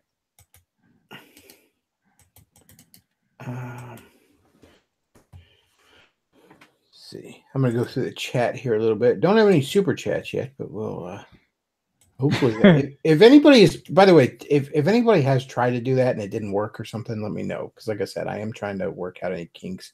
Because I am retarded. I don't know what I'm doing. Here, I'll read some for you. Ian McDonald says, Movie Bob is a low-T white version of Doc Lewis from Punch-Out. Let's see. Going through the chat here. Okay, so just got back from Deadpool 2. Great stuff. Josh Brolin's Cable is good. Great. Yeah, I may or may not have seen Deadpool 2 streamed on some area of the internet. And I enjoyed it. It's not as good as the first one, but I enjoyed it. Going through the chat here. Apparently, they're plotting to make you play a god-awful Aquaman game. Yeah, I think it was on it might have been on PS2, but I know it was on GameCube. It's as what was it? The one person described it. He goes, it's like they motion captured his swimming by flushing a hot dog down a toilet. That's great. Let's see. Somebody says I took the super male vitality during the winter while doing a program to tack on leg mass. Being longer muscles help keep T high when maintained. Let's see. Going through the chat here. Hey, how's it going? Hey, what's up? How much? Thought I'd hop in while you were talking about video games. You see that new Castlevania kind of game that's on Steam and I think a couple other platforms, Bloodstained? I've heard people talking about it. Yeah, I haven't really seen much about it, but yeah, people sound like they're really happy with it so far. Yeah, it's pretty good. It gives me hope that it's kind of like the spin-off version of the main Kickstarter project, which is more like a 3D Symphony of the Night style adventure. I mean, like 3D graphics, but like 2D gameplay. Mm-hmm. And this is just the retro spin-off. That's kind of like an homage to Castlevania 3. And yeah, it's good, and that gives me hope that the other one will be good too. So one Kickstarter. The rest of that cartoon's coming out. The Castlevania one. Yeah, because there was like 4 episodes, and they're like, "Oh, we're working on more." But wasn't that like I don't? I was like 11 years old when that came out. When the hell is the rest of that coming out? I don't know. I bought Netflix for like a month. I watched it and like canceled Netflix again, and it feels like it's been a year. I would have to look it up, but I wouldn't be surprised if it was that long. I'm hoping the rest of it comes soon because it ends on a cliffhanger. The story isn't over yet. They haven't even really good so far. Apparently they said summer 2018. 8 episodes. Okay. 8 episodes? Not 4? Okay, that's good. They're not giving a specific date, which worries me, but they said summer. Whenever it's fuzzy like that, it's always going to be something like, September, that's summer, right? Because, it doesn't actually change until the end of September. Yeah. September 20th, it'll hit. Be right at the deadline. Somebody says that 2002 Spider-Man cartoon was damn good. Yeah, that one MTV did. It was short-lived, and it had some flaws, but it was pretty damn good. They probably canceled it because it wasn't paused enough. They probably at the time they canceled it. I think because it wasn't stupid enough. But they did try to bury it. They how cable channels used to rerun shows several times throughout the week. I did not. Well, back in the day, for an example, back around then, South Park would come on 10 o'clock Wednesday night, air again midnight that night, then air again probably 2 or 3 more times during the week until the next episode comes on, right? That was just common for cable channels at the time. MTV never reran Spider-Man and buried it at 10:30 on a Friday night. Or 10:30 Saturday night, something like that. Some bullshit time. When they knew no one would watch it. I think they just ordered it and then they realized it was expensive for something to make. I don't know what the fuck happened. Some sort of internal politics. Not enough pause loads. I have a question for you. Why does everybody hate the 2003 Hulk movie? Because it's awful. I didn't really think it was that bad. I think it's just boring is the biggest problem with it. I think people give it a lot more hate than it deserves. It's kind of mediocre as far as a movie goes, but it's not as bad as everybody says. I don't really like it. But then again, I mean, I defend a lot of comic book movies that a lot of people despise. I contend Green Lantern is actually one of the best live action DC movies ever made. I think I put it in the top 5. I didn't really hate Green Lantern. I thought it was fun. I don't get the hate for that at all. I don't think that Ben Affleck's Daredevil movie is nearly as bad as everyone says. I think Jennifer Gardner as Elektra is the big fatal flaw in it, but everything else about it works pretty well. I don't think Nick Cage's Ghost Rider movies are particularly bad. I enjoyed both of them. Yeah, it's a lot. I don't think the two Fantastic Four movies from the mid 2000s are that bad. I think Doctor Doom in them is just awful. But other than that, I think everything else actually works pretty well in those movies. I think the thing with the Green Lantern movie is that people aren't really judging it on its own merits. It's like Green Lantern is one of those superheroes that like people who don't read comics just hadn't heard of until the Green Lantern movie. I remember in college I met some guys who were into comics and they like that's when I found out about Green Lantern. I just thought like that's a fucking stupid name for a character. What does he do? Shine green light on people? I bet the movie would have gone a lot better had they put the black one in there, because then they would all have been saying it's the first time a black man's ever been in a superhero movie. It's the greatest thing ever. I wouldn't have stopped them saying that again when Black Panther rolled around. Though they probably still would have hated it because everyone was kind of. I'm sorry to interrupt you there, but everyone was kind of on a fuck Ryan Reynolds bandwagon at that point too, for some reason. I don't remember why, but I remember a lot of like comic nerds just got it in their head that Ryan Reynolds was a bad casting choice and they wanted no part of it. A lot of nerds wanted the fucking dude from Firefly to be Green Lantern, to be Hal Jordan. And while I could see that working and all, it's like this was also at this point where like Firefly had become like holy fucking scripture with nerds. Because he was canceled before its time and Firefly's fucking overrated. Yeah, it was good. It didn't deserve to be canceled, but come on, get the fuck over it. We got a great movie out of it. But yeah, you got a movie. Quit your bitching. I watched it. The poor Sonic comic didn't even get a final issue. So quit your bitching. I watched Firefly. I liked it. Life fucking moved on. It got canceled. Because of some bullshit internal politics. Okay. When it comes to Wolverine Origins is why Ryan Reynolds was hated at that point. That might have been part of it, but come on, that wasn't his fucking fault. I think something the nerds have to learn is expectation is the mother of disappointment when it comes to movies. Not only that, but you know what?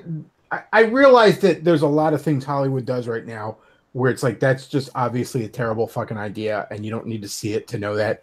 Like, I don't need to watch Ghostbusters 2016 to know that remaking Ghostbusters with 3 lesbians and a gorilla is a bad idea. All right? Yeah. That said, though, like, everybody was also like, oh, Michael Keaton could never be Batman when that casting was announced. And in my eyes, he's still the fucking best unless you count Kevin Conroy. So, ease up a little bit, guys. Ease up a little bit. I do not get why people hate on Green Lantern at all. I mean, hell, at this point, I'm starting to lean towards liking it more than the Nolan Batman trilogy. I like the Nolan Batman movies less and less every time I see them.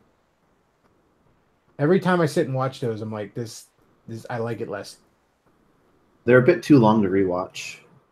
Part of the problem is there's a difference between taking something seriously and trying to be realistic with it. And a lot of times when you try and chase realism, you end up sacrificing a lot of cool things and you don't really get realism anyways. And the third Nolan Batman movie is a perfect example of that. We can't even call Selena Kyle Catwoman because that's just too hokey and gay. We're going for realism. Meanwhile, Batman's back is fixed through ancient Chinese secret. Ancient Chinese secret. Honestly, the third Batman movie is completely undermined by Bane's performance. I mean, that's just. But at the same time, comedy, and there's a reason that became such a huge meme. At the same time, though, like the only things about that entire trilogy I ever would feel the need to go back and rewatch are Heath Ledger performance and Tom Hardy's performance. Now, for very different reasons, mind you. Like, I'm going to soak in the pure artistry of Heath Ledger's performance because that was amazing. And then I'm going to soak in the accidental artistry of Tom Hardy's performance because it too is amazing. The fire rises, brother. Like, honestly, I don't mind the whole thing they were going for with, like, you know, they're ashamed to even say the word Batman because it's that, you know, they think it's stupid or something. They're taking themselves like extremely seriously. But yeah, when you're trying to pull that off and then you cast Tom Hardy as Bane, you didn't do it right. It's just, in my eyes, it's like, I want a Batman movie. Okay, I want, like, can we have some Batman stuff? I want him to be doing Batman stuff. I've only recently learned about this character, but in the third movie, was that Talia al Ghul as the female villain? Yes. That was Ra's al Ghul's daughter. Yeah. And Ray Charles was not even in the movie, was he? He was in the first movie. He was in the first movie. All right. You know, the whole time I'm watching Dark Knight, like, my buddy had caught on that was Talia al Ghul. I didn't even catch on to that for the simple fact that so much of this is so far fucking removed from the source material. I'm not even thinking of Batman characters. You know what I mean? I'm just like, I'm barely registering in my head this is a Batman movie. I'm surprised they even would have included him because then they might have to bring up the Lazarus Pits at one point. That might be way too far out of realistic. Oh, no, they didn't touch that. No. He's just some cult leader. No. Nothing cool. Didn't they go with the gay name for it, League of Shadows, instead of League of Assassins, too? I think they did go League of Shadows, yeah. Yeah, because brains are like, oh, members of the League of Shadows. And this gives you power over me. I love Bane. He's great. I like the fact that, like, there's been two on-screen performances of Bane, like, in movies. There was the hulking brute in Batman and Robin, everyone forgets, that was Poison Ivy's sidekick. And then there's been the Bane in Dark Knight. And it's funny, actual comic book Bane is, like, directly in between those. Mm-hmm. He always, I kind of liked the one in the movies, but in the second movie better because in the comic books, I don't like how they make him look like a luchador, but he's not a luchador. Well, he's like a South American drug lord, and he just took on the luchador thing because he thought it looked cool. Yeah, I just hate the luchador thing, and I can accept all of the other stuff in comic books and stuff, but the luchador thing, that's just too far. So that's the answer to the ancient question: why does he wear the mask? Why does he wear the mask? It look cool. It doesn't really look that cool. You shut up.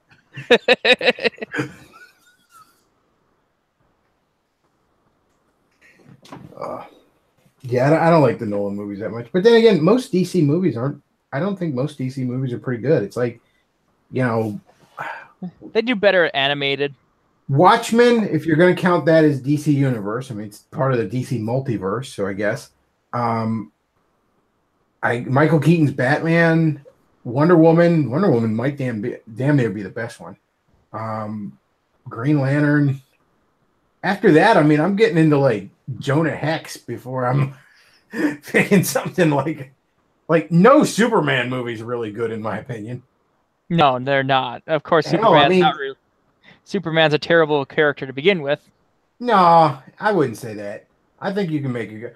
I think that the first two Christopher Reeves Superman movies are good for their time, but there's a lot of nonsense in it that just doesn't age well. Like there's just a lot like random shit where it's like when he rips his ass off and it turns into like magic like saran wrap and wraps around the villain and then disappears. Like what the fuck is that? Like okay, I'm willing to. Yeah, I can suspend my disbelief. I'm willing to say, okay, here's this goofy, weird thing. Here's how it works. But you don't just throw random shit out there with no explanation and it's never referred to again. like there's that scene where Superman and Lois are flying and Lois is flying by just like touching the end of his fingers or something. And it's like, no, Lois can't fly. What is happening here? He has to be carrying her or something. Like, okay, he can fly. I'll meet you halfway, movie. He can fly. I'll just accept that. But she can't fucking fly. What is going on here? He's just I'm too gonna damn kiss powerful. you and make you forget. Like, just dumb shit like that would pop up in those movies all the time. And it's like, you're not even following your own rules. I watched one of the really, really old school cartoons for like from the 40s and stuff for Superman, and in that one he was kind of like as strong as like three guys, and he could glide, but he couldn't actually like propel himself up into the air, or he could jump and then glide. But it's just the increasing power scale they just keep giving him. It just makes him into a boring character because there's no risk with anything he does. And I think the inherent like you want to. I will never say Superman is a bad character because I would say go back and watch the '90s Superman animated series. That is by far the best Superman put on screen ever. It works incredibly well. You know, one of the really interesting things about it is they decided to go with the kind of version of Lex Luthor where he's a businessman that, you know, where he's officially a legitimate businessman because if he's just some crazy scientist with armor, it's like Superman's just going to beat the shit out of him. Mm-hmm. But if he's somebody where it's like you can't just punch him without looking like a shithead, you know, you have to actually think and figure out how to prove that he's a bad guy. That's what, you know, if you have a character as powerful as Superman, you have to give him problems he can't just punch. In the comic books and stuff, he has a weakness, and that's not kryptonite, that's magic, isn't it? Yes, Kryptonians are just inherently weak to magic. That's why one of the reasons he wanted to hang near Hawkgirl, because she could beat up magic things. When they were in the big old Justice League fights in the cartoons and everything. Yep. The metal in Hawkgirl's mace fucks up magic things. That's why I've never bought the argument, like, you know, when nerds argue like Avengers versus Justice League stuff, and they're like, Superman could beat Thor. I'm like, bullshit. Superman's vulnerable to magic. Thor has a magic hammer. As far as I'm concerned, Thor hits Superman in the balls with his magic hammer and the fight's over. It's just 30 pages of Superman just, you know, curled up in a fetal position, about ready to throw up.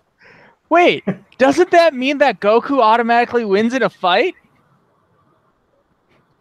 I don't know. Is Goku magic? I don't fucking know how Dragon Ball Z gay shit works. It's all magic. Whatever. I was just making a joke because of the things you used to say about that. But the thing is, I don't really have a position on who would win in a fight. I just want to troll Dragon Ball Z fans. Like, yeah, Superman wins because Goku doesn't even show up because he's too busy sucking dick at the glory hole. You see, for that reason, I'll agree with you because the biggest fan of Dragon Ball Z I know is, God, what's that Hispanic game reviewer we used to make fun of a lot, but everybody kind of stopped caring that he existed? Angry Joe. Angry Joe. That's it. God, he's just all about that shit. I have noticed, and I said this on a stream before, and I don't pretend to have an explanation as to why.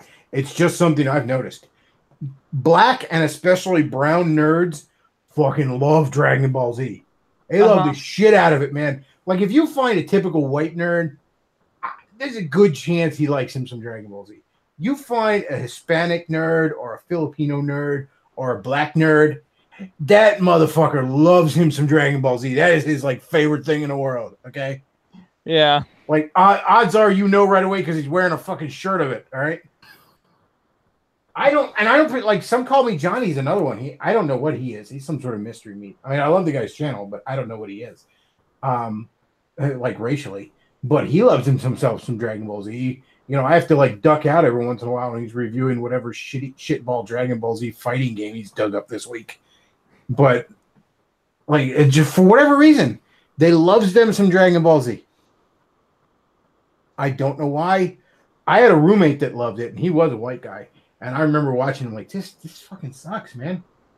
This fucking sucks. Like 50 episodes of two dudes floating in the air, like groaning like they're dumping ass in their pants and just staring at each other.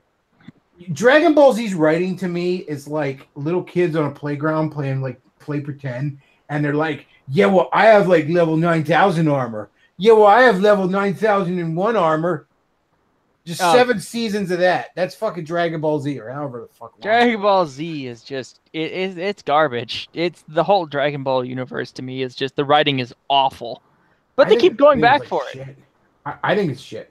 I think it and Naruto are the real reasons I make fun of Gook Tunes and their fans so much.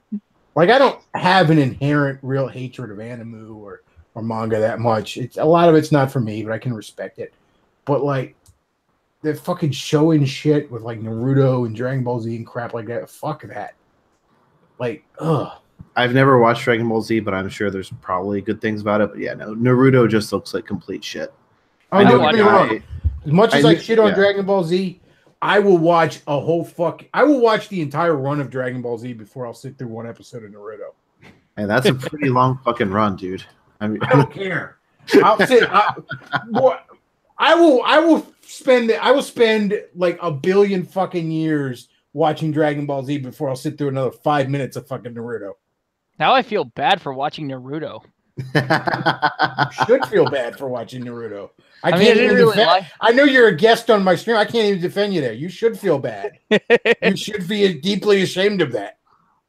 Like, were you 6? What were you doing?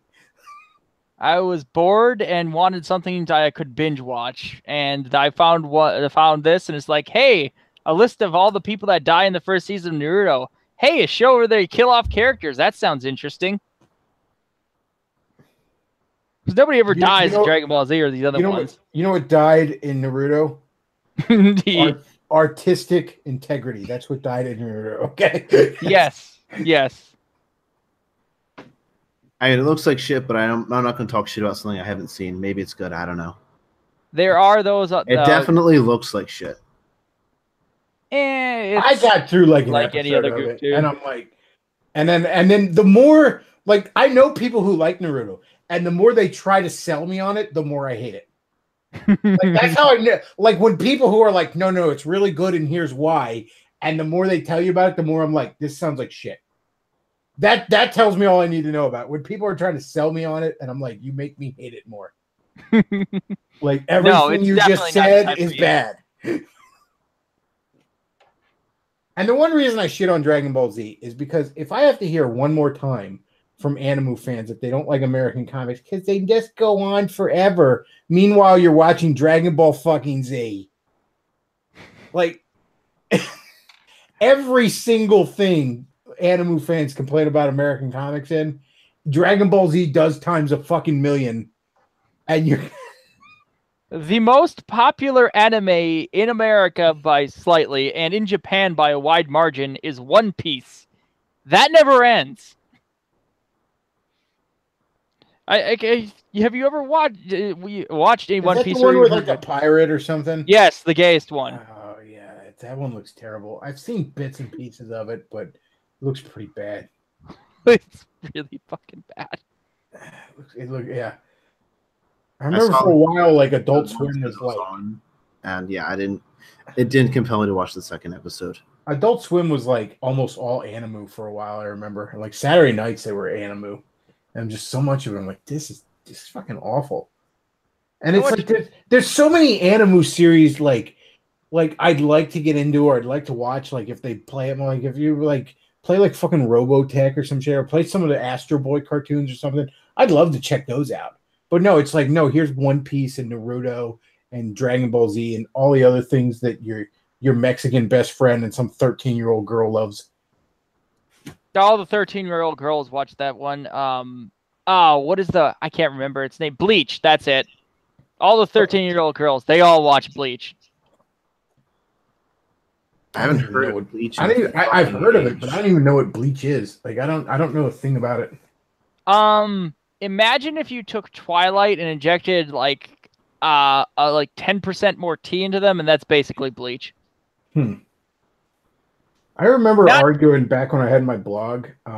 There was during the New 52, DC paired up Superman and Wonder Woman as a couple, and I remember the one issue where they're hooking up, and I'm like doing a review of it, and I'm like I guess I'll see where this goes. I mean, whatever, but I always thought like maybe like Batman or Wonder Woman would make more sense as a couple.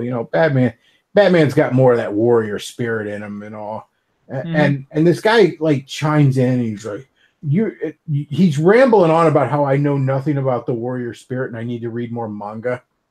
And I'm like, and finally I just shut him because it went on and on like this comment thread. And finally I shut him down. Like, well, I would read more manga, but I checked my driver's license and I'm not actually a 13-year-old girl, so I'm not going to. That's a completely different warrior culture for one.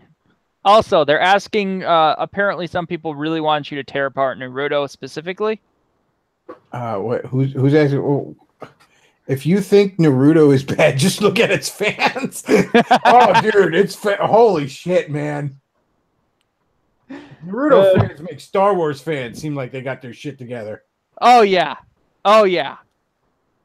Yeah, I knew a guy in high school who was into Naruto, and even then he was too old for it.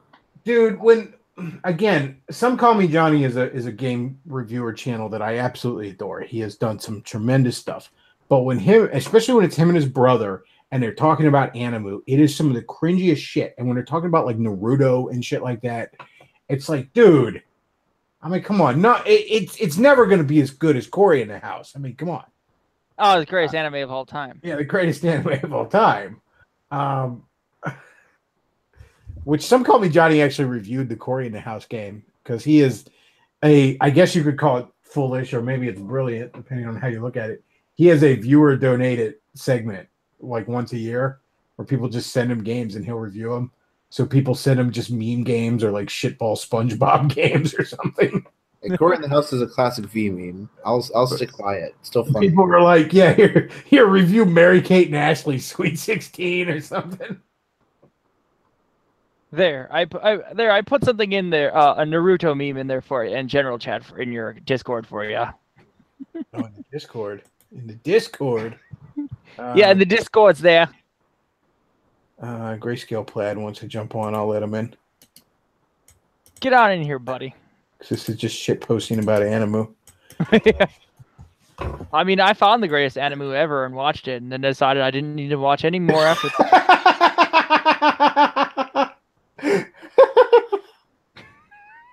Was that anime Boku no Pico? Oh, it is an artistic masterpiece, don't you know? No, I watched it's an anime called Monster. Bechtloff, you would not like it at all. I'm half tempted. I put the original Astro Boy cartoon on DVD, like volume 1 of it, on my Amazon wishlist, and I just noticed today that like there's some listings of it that are pretty cheap at like $14. I'm half tempted to just pick it up because I've been wanting to see that for a while. I've seen a little bit of it. I read some of the original Astro Boy, like Dark Horse has been reprinting a lot of it in these big omnibuses, and I read like the first volume and like halfway through the second volume. But I didn't even pick up the second volume. I just like my buddy loaned it to me. But it's really good, charming stuff. It almost kind of upsets me that anime fans don't talk about Astro Boy more. Like what is basically the first real anime. And it's actually really good and has aged surprisingly well. And none of them fucking like it's amazing how many anime fans I've known over the years that don't know what Astro Boy is. Oh, they're all caught up in the anime grind as it is. Especially like 10, 15 years ago. I remember in high school, like I'm going through this catalog of like toys that Dynamic Forces, I think, had put out, like at collectible action figures. And on the one page was a figure of Astro Boy. My anime friend at the time was all like, who the hell's that?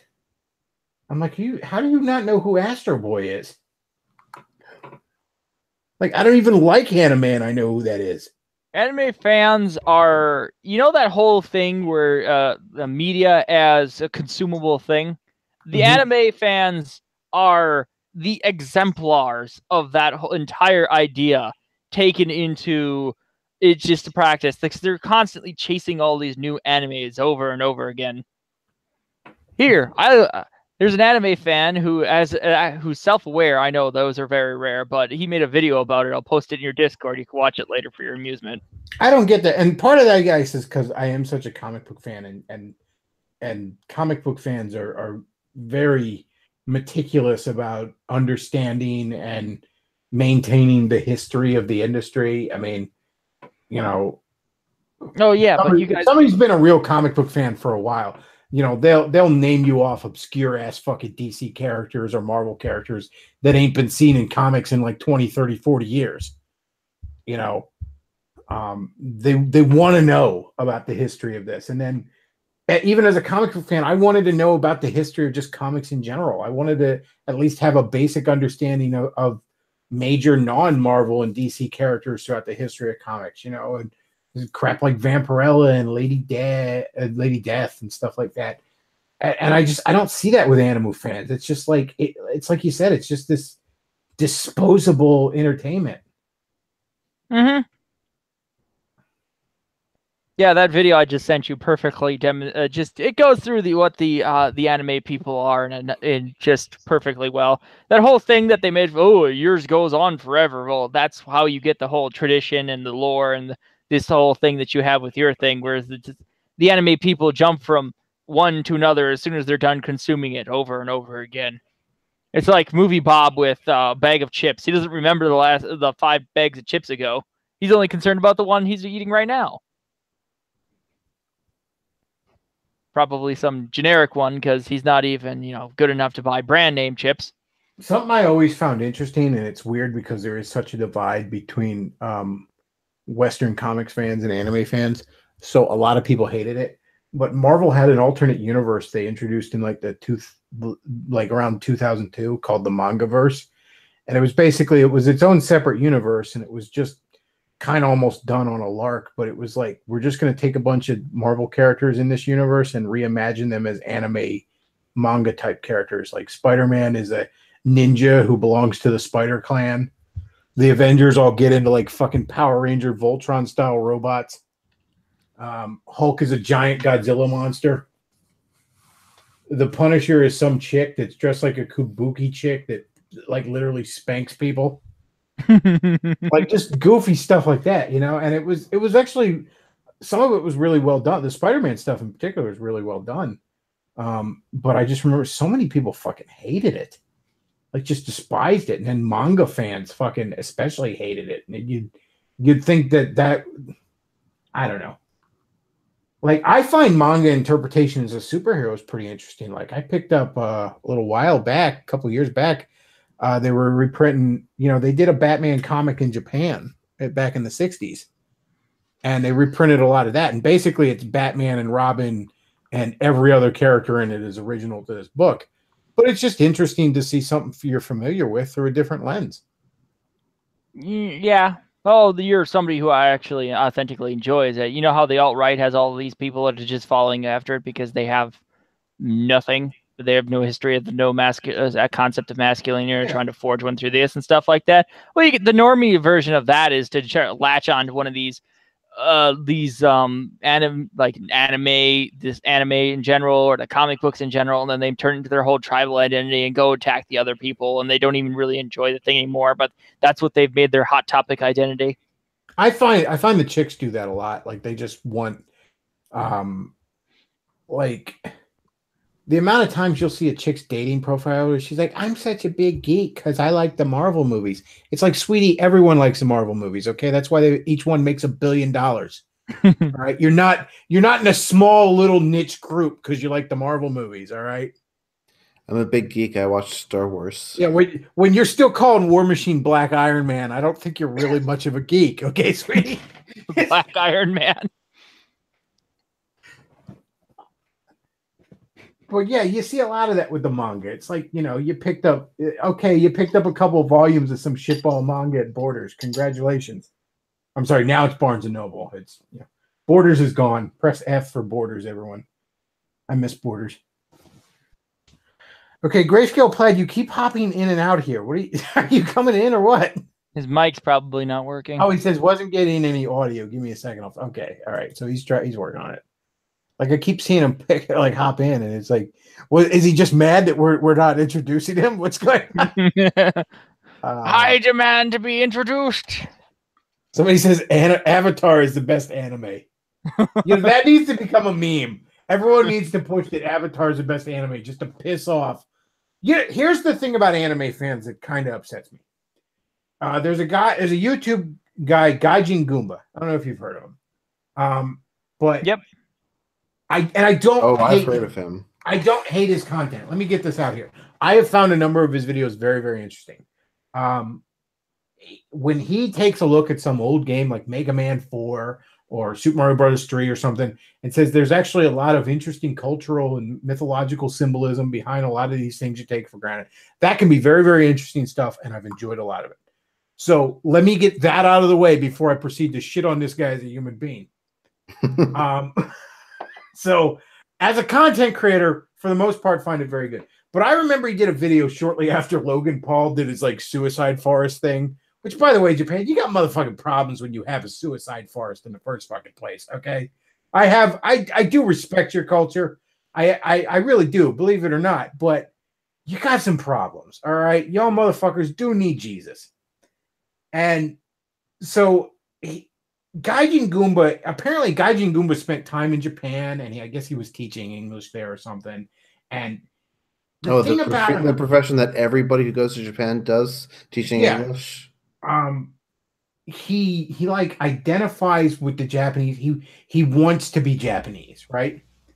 His love of the Japanese culture isn't so much like, I think there's a lot of beautiful things about this culture and I want to learn about it. It's a rejection of his own racial identity. Luke's here. Hey, Luke, how's it going? Hey, I'm posting the how older women are sexual monsters. I'm pretty sure Davis is trying to have the world's longest stream. Yeah, I didn't know he was still going on. I'm apologize if I'm stepping on Davis's stream. I figured he was done. I didn't even check. I got on his stream and moved on to yours after like fucking 4 hours. But anyways, I'll catch you later. The thing about Gaijin Goomba is like he's crying about how Logan Paul has insulted the honor of glorious Nippon and all this other bullshit. And I'm just like, what about your own culture, buddy? What about your own culture? What about America? What about just the West, Europe in general? But what about America specifically? What about, I know we're a young country, but we got a lot of shit to be proud of. That whole, it's our flag on the fucking moon, okay? We got some shit to be proud of, buddy. What about your culture? What about your heritage? Why do you have no love for that? It's kind of sad. And I think the reason you weren't all that accepted in Japan is because a lot of people look at you and realize that it's kind of sad. He went to Japan? Yeah, like I said, he lived there for a while. And, there's, oh my God. Oh, it's just yeah, Logan Paul was a jackass in a foreign country. Boo fucking who, okay? I'm sorry, but it's not like the Japanese are always on their best behavior when they're tourists over here, okay? When their women giggle at every stupid thing, it kind of gets obnoxious, all right? And when just somebody you don't know looks at you and starts giggling, that feels weird, all right? So it's not like they are on their best behavior over here, okay? Let's be fair here, Gaijin. But why? Why do you have no love for your own culture? Again, it's perfectly fine to want to learn from other cultures, to want to understand them, I'm all about cultural appropriation. I'm all about cultures learning and borrowing from each other, okay? Great things can happen when that happens. But when it borders on this like cucky like self-hatred that a guy like Gaijin Goomba seems to have, that's just sad. And in all fairness, I really get that impression from a number of anime fans. Oh, the Japanese art is just so superior to Western art. And don't get me wrong, maybe nowadays when everything's Cal art shit, okay, fine. But Western animation had some good shit a few years ago. I'm sorry, I'll put the entirety of Bruce Timm's fucking catalog against most animes. And truth be told, Japanese animation is trying to one-up American animation. I mean, the first anime character, Astro Boy, was trying to imitate Mickey Mouse. Yeah. Yeah. Anime as a modern art form was basically just like, hey, look at that Disney shit. I think we could do that too. I get what you're saying about like how he has good content and stuff, but like it's really hard for me to get past the fact that he like digitally pitch shifts his voice upwards. I don't know why you'd like edit your voice to sound even lower T than you already are. I don't really like. Well, I get that he's trying to be a character He is, he has a persona and character. I rock the Bulbasaur shit all the time on here. I get wanting to have that sort of persona. Rawr. But yeah, I don't know. It makes it really hard to sit through the videos for me. Like, it's actively irritating. It's gotta be something that catches my attention. I do not watch a great deal of his stuff, but if it's like, talking about, like, he did a video on why this one level in Mega Man 5 wasn't allowed in Vietnam because it makes a lot of references to the Vietnam War, Napalm Man's level. Yeah, and I can see why they might be a little upset about that. But look at this video. Look at this nigga about to cry. He's about to cry because some jackass on YouTube offended random Japanese people. And this motherfucker's going to cry about it. Hey, now, Logan Paul was upholding the proud American tradition of being a jackass in somebody else's country. I mean, wasn't that what all the 1940s was about? That's basically been our foreign policy since about 1812. We don't even send diplomats to countries that speak the language there. No, we sent, what was it, Days of Our Lives writers who contributed big to the president's campaign. You know why? Yeah. Because fucking America. Yeah. That's why. Okay. I mean, did Logan Paul ever And go you to know the what? park? In all fairness, when I look at the amount of foreign aid we give, as far as I'm concerned, to the rest of the world, we're cutting the check. We make the rules. How about that? Sounds about right. We're really bad conquerors. I mean, typically when you go and conquer the rest of the world, you really want the money to be flowing back, but we just make it flow out. Well, here's the reason. Here's the reason we're bad conquerors. Here's the reason, like, all that Iraq war adventurism was doomed to fail from the start. We are bad at being this entire country started with "fuck you, dad" and cranking up your music. Okay, so we're really bad at being in charge. Okay, we can lead by example. We're good at that, but we're not good at being we're like the fucking Mr. Medicare of countries. Like we can't be in charge. Like no. Well, and that's why we can never admit to being in charge. What I just said about "fuck you," we're giving you money, we do what we want. We'll act like that, but we'll never say it. That's the thing. We'll never say it. We'll never be honest enough to just say, "Fuck you. We just cut you a big old check. Why don't you suck our dick?" Sometimes I honestly wish that we would just cut the ghost and just say, "Look, we're an empire. We're the biggest players on the game. Let's just admit that." But we can't. We can't. It's so counter. Because we're the fucking rebels. Okay, we can't do it. Oh my God, we're Democrats on the world stage, aren't we?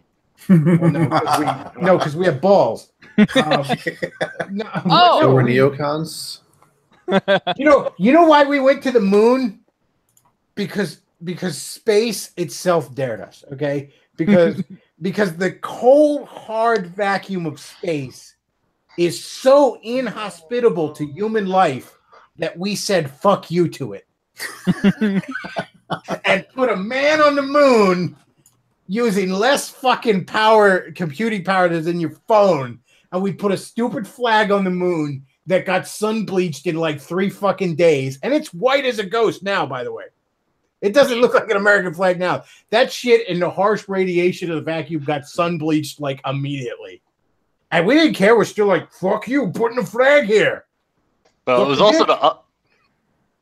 also to one up a country where chess is a spectator sport. Like, "Fuck you, Russia." Oh, and now you that little Sputnik. Well, guess what, nigga? We're on the fucking moon. And you know what? It sucks up here. There's nothing up here. We're never coming back, but God damn it, we did. Oh, and you noticed when China started talking about setting up their own moon base, what does Trump start talking about? When they start talking about going to Mars. Oh, yeah, we're going to go to the moon. And Trump's like, "Motherfucker, we're going to go to Mars."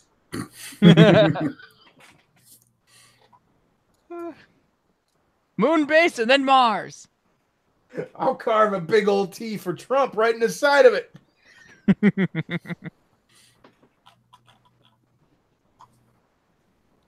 I learned something funny about the Democrats here. You would be surprised the number of them that are that come from British nobility. What of Democrats? Wait, Yeah, where's here? the donors and the various political families and stuff, because back during the turn of the century, the last turn of the century, not 1900 to 2000, but rather 1800 to 1900, a large number of the noble families were running out of money, so they started marrying into American families of rich people, and that's how a number of the noble daughters got over here, and how the blue blood got into the American aristocracy. Well, they're going with the black blood now, so The royal 56%. Hey, And now, you know what's funny? What's that guy in that always pops up in my chat? And he pops up in Davis's chat too. And he's like, Angle Fire. He's some British guy who's like, yeah, you Americans, 56%. I'm like, yeah, that's nice, motherfucker. I have a gun. your teachers are trying to convert your white students to fucking Islam. Fuck off. What's that saying from England? Oh, you should take care of the log in your own eye before you concern yourself with splitting somebody else's. I honestly that's had somebody- biblical. Yeah, it's a biblical saying. But there's like a private Facebook group I'm in, and it's a lot of shitlords and stuff like that. And something about the royal wedding came up, and I made the joke. I haven't cared about a royal wedding since 1776. And some Catholic monarchist Spurg started in on how like, well, are we really any better off than the British who stayed loyal to the Yes! to the crown and all this shit? And I'm like, hang on a second before I answer. Let me just pet my gun. Yeah, I am better off. Okay. How much of the British don't get me wrong, we got some problems over here, but we're nowhere near the point where they're going to throw me in jail for a mean tweet. I mean, how much of the quote unquote white British population at this point is a portion Pakistani? Well, whatever the number is, it's always going up. Shit's been going on since the 70s. It's not so bad that now a citizen's been arrested for reporting on the grooming trial. Grooming trial. There's loads of a grooming Yes. trial. I mean, if you actually look at like the Wikipedia entry on all the different grooming gangs, there's like Rotherham, Oxford, Telford, just this list of places where there have been gangs, and in some places the police were either paralyzed or in on it. So yes, we're better off. Somebody in the chat says, "Why is there a French flag on the moon now?"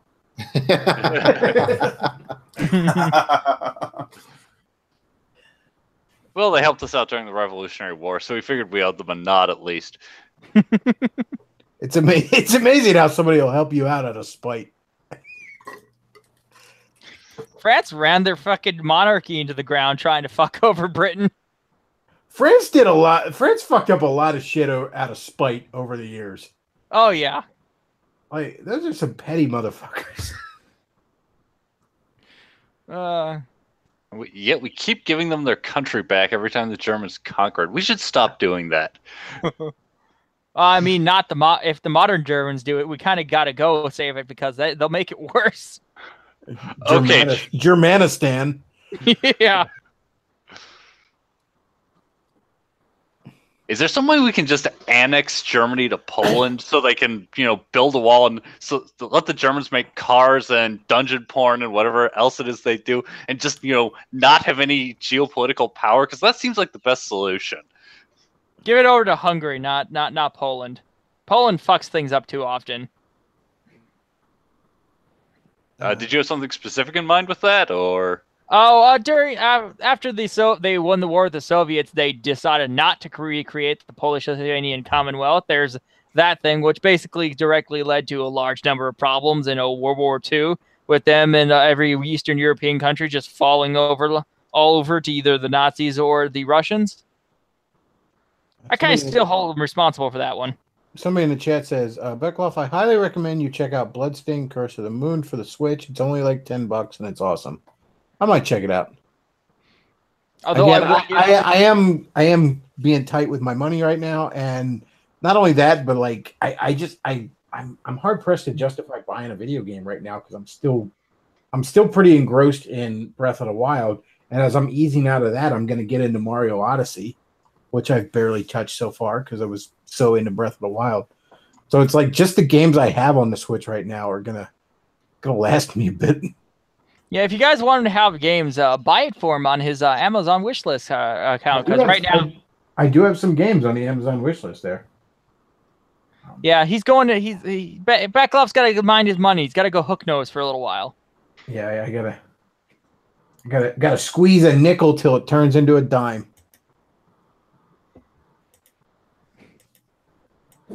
That's some cool artwork. Which one? The stuff that Luke's putting up. Ah, okay. I think this is gameplay. Oh. That's the other Bloodstained game. That's the one that's not out yet. Somebody says, "Have you ever heard of Rucka Rucka Ali? I love him." I remember that one song he did about like fuck the police, and it was to the beat of that one Kesha TikTok song. Like that's the one song of his I really remember. But other than that, I don't know. He has some very racially insensitive songs, but they can't make it. He's like Asian, so they can't. The SJWs can't say shit about him. Well, wasn't it Asians who won that lawsuit in California to call their band the Slants? I remember a few years ago. This might be 10 years ago now. There was some Indian group that was mad about like all the sports teams having Indian stuff, so they named their team the Fightin' Whiteys. and they started selling shirts, but they stopped doing it when they realized like white people thought it was cool and were buying it. Yeah, because like, we have a fucking sense of humor about that shit. Which I shouldn't say that all Indians have a bad sense of humor. Like my best friend in the world is a Native American. He's got a great sense of humor about it. I mean, I basically called him Squanto since we were in high school together. So it's actually funny. I remember in high school one time, because he was my buddy was both a nerd and a jock. He was one of those types. So he was on the football team. And this one big dumb jackass that was on the football team went up to him and was like, "What's up, Squanto?" And without missing a beat, my buddy just turned right around and punched him right in the nose, right? And then he's on the ground and I think his nose is bleeding. He's like, "What the fuck, man? Bechtloff calls you that all the time." And he just looked at him and goes, "Bechtloff can."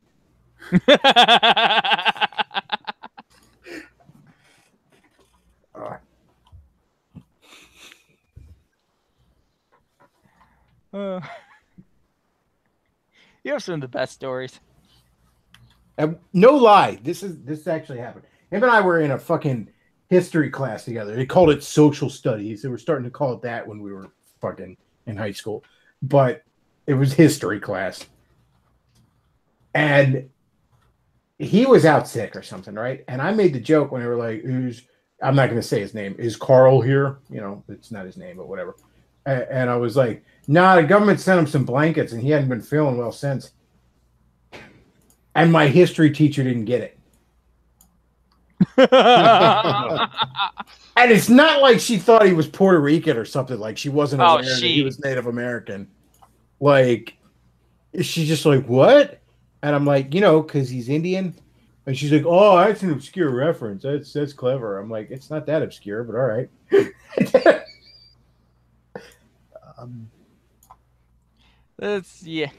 No, it should be mandatory. All history teachers have to be male. I had some great conversations with my male history teachers. The female ones didn't know shit about shit. Well, female history teachers tend to not like to talk about war, and that tends to be what most of history is, so... Once again, Luke killing it with the images. Fantastic, Luke. I thought he was trying to distract you. It is mildly distracting, I gotta be honest. Next thing you know, he's going to be bringing out that nice Kim Possible fan art. Azalea Rosid says, "Wow, that teacher should be fired." Exactly. From a cannon. Or out of a helicopter. It's amazing how many, when I look back, how many of the fucking teachers were just wasted life. English teachers. All of the English teachers. No, that's not true. I had a couple of English teachers that were cool. There was one, interestingly enough, he was like there was a handful of teachers there that were very jockish, and they also were gym teachers, but they were most of them were also competent actual teachers. Like there was an interesting, I from an early age, I was exposed to a lot of people who were very jockish, but also very intellectual. And it kind of, you know, it showed me that you know, you don't have to be, you know, a fucking meathead to be in shape, you know. So that was a good influence on me. But I had one gym teacher that was also a gym teacher and was one of the coaches and was also a English teacher. He was really good. He went through like Dante's Inferno with us. It was really interesting. And I had another English teacher. It was this old Jew, like old hippie revolutionary Jew. You know, took John Lennon's Imagine way too fucking seriously. Oh, God. But he was a very, very smart man. He was very engaging. Like, this is how good of a teacher he was. We were doing Shakespeare, right? Mhm. And he said right from the get-go, he's like, you know, they want me to just tell you to read this chapter of Shakespeare. He goes, but I'm gonna let you know a little secret. There's no chapter in a Shakespeare because this isn't a book. Like, he's all angry. He's like, this is a screenplay, and that's why no one likes it, because for hundreds of years we've expected people to read a screenplay like it's a book. So what we're gonna do is we're gonna assign roles, and people are actually going to read it as if it's a script aloud in class each day. And Wow, how sensible. I know he had one thing where he talked about like the rules at the beginning of the school year, and he said something about, he goes, you know, a lot of teachers say swearing is against the rules. I don't view it that way. According to the, you know, high school year rule book here, it says inappropriate language is against the rules. And I have a very specific definition of inappropriate language. For instance, if you were outside, like, or he said something, he goes, for instance, the other day, a student accidentally slammed his finger in the locker and said, oh, fuck. And I mean, he said this to us too. He didn't censor himself. He goes, and to me, that seemed very appropriate. So I did not I did not get him in trouble. Now, if he'd have slammed his finger in the locker and said, oh my, I might have had to send him to the office.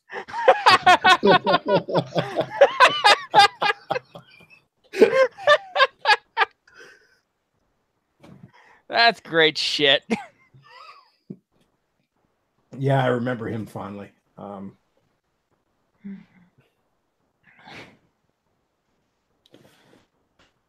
Let's see. I had a great gym teacher actually at our school, because he was first off, he could name every single muscle and bone in the body, and then second off, the guy was so alpha as fuck, he never needed to raise his voice at anybody, because he could just it wasn't even looking at you and you're like, oh, he's gonna kick my ass. He looks at you and it's like, I need to fall in line, because that's a leader.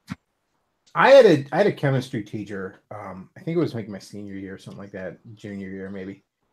Doc Matthews was his name, and this was like the cool teacher in a kid's sitcom. This is how cliche this guy was at times. Like, long hair, rode a motorcycle and shit like that, but had like two different doctorates, like one in chemistry, one in mathematics, right? Mm-hmm. And this guy was a genius. Like, towards the end of the year, you know, like when the grades are in, but you're still going to school for like 2 fucking weeks.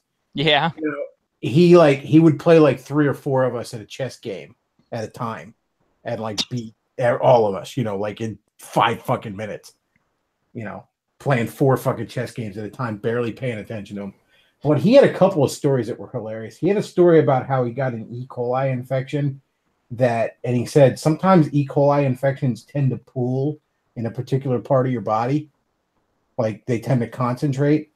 And apparently, like, it had concentrated in his knee, but he was in college and he was trying to get through one of his doctorates. He's like, I'm fine, still going to class. And he's going up the stairs to his class, and like, his knee just locked up.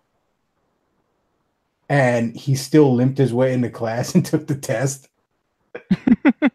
Otherwise, you know, he would have had to take the class again. This was him giving us shit about like missing school or something one time. And then he had something where he's like, I was up for roughly 72 hours once cramming for some sort of mathematical proof he was trying to do, whatever.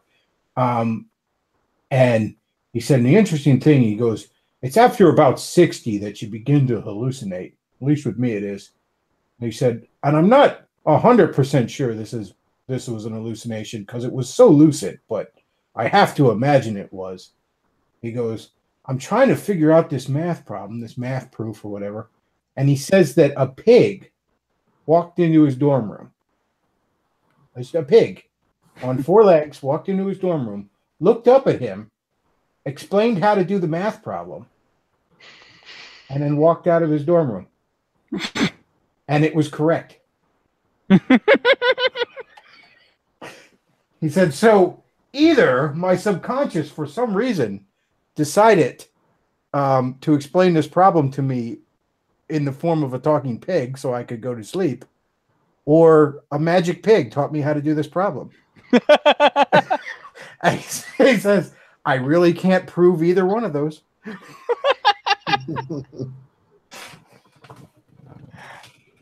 I like to believe it's the magic pig. He used to say, like, you know, he'd be like, you know, if he was going to give extra credit or something, does somebody need a visit from the magic pig?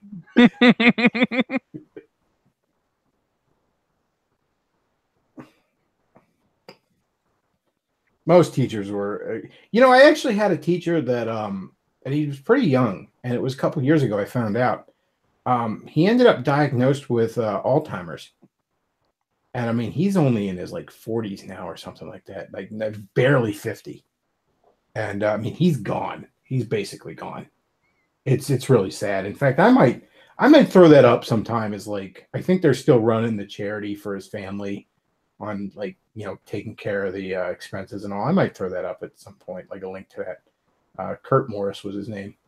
See, guys, you need to donate more money to Bechtloff because he's going to give it to somebody who has Alzheimer's. So if you don't give money to him, you are condemning an Alzheimer's patient to die. No, but I might throw that up as a link sometime for other people to donate, like even if you want to do it on my behalf, because, you know, I mean, you can imagine what a nightmare it is caring for someone like that, you know, the expenses and all that kind of thing. Like, I really pity his wife and stuff like that. And it's just, I got to be honest with you, and maybe it's not the most Christian attitude to have, but if I was ever diagnosed with Alzheimer's, that's about the time I figure out if I can pull the trigger on my shotgun with my toe. Smith & Wesson retirement plan? Yeah, I'm not living like that. Fuck no. I mean, don't get me wrong, I might not do it right away, depending on how far gone I am. Maybe I check a few things off the old bucket list, but then it's, you know, what does the end of my 45 taste like? I actually had an idea about that. How do you go on the kick the bucket missionary plan in the Middle East?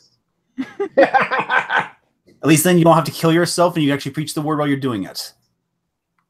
But yeah, I wouldn't live like that. Fuck no. What a nightmare.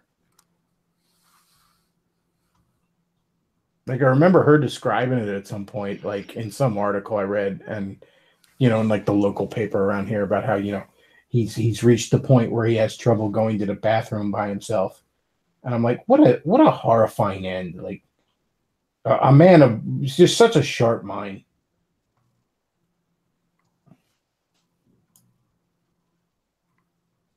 It's one thing when your body starts giving out on you. You know what I mean? When you're getting older, your body starts giving out on, okay, fine. But at least you're there. You know, at least your mind is still there. Yeah, maybe a touch forgetful or something, but it's not like, you know, just I can't imagine. In my eyes, a just, compassionate, sane society would take somebody out like take somebody like that out back in Lenny from Mice and Men style. Tell them about the rabbits. They have the option of doing it themselves, like you said. But see, that's the thing. Eventually, you're so far gone, you can't. I mean, you know, if like I said, if I was diagnosed with that, that's what I would do. That said, though, I'd have to have this balance act where it's like, okay, I want to get as many good days as I can out while still doing it while I have the presence of mind to do it. You see, the problem is you decide to do that, and then you keep forgetting then you eventually get to the point where you start forgetting what day it is, and then and then every once in a while the family comes in, and you're just kind of staring at a gun, like, I was supposed to do something with this. I just can't remember what. Just wandering around the house. Damn it! I hid that gun so that no one would take it from me. Where the fuck did I put it? Wait, what was I looking for again? Yeah, exactly. It's like you're tearing up drywall trying to remember where the fuck you put the gun. think I hit it. Did I hide it in the wall? Oh God, that just makes me think of something that's funny and sad at the same time. Can you imagine what it'd be with somebody who is a contractor who got Alzheimer's? You just go over to take care of him for the day, and they got a doors all moved around. Ugh.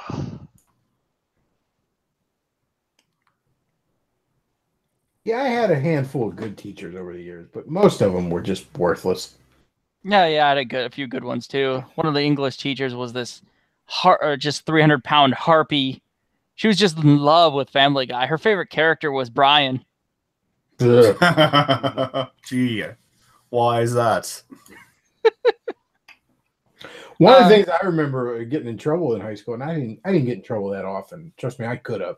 I mean, I did stuff in high school I shouldn't have. I remember sneaking into one of the bathrooms with my high school sweetheart to get a nooner with her. So I mean, I did stuff I could have got, especially in that conservative ass school. I could have gotten in a lot of trouble. Bechtloff, you're a degenerate.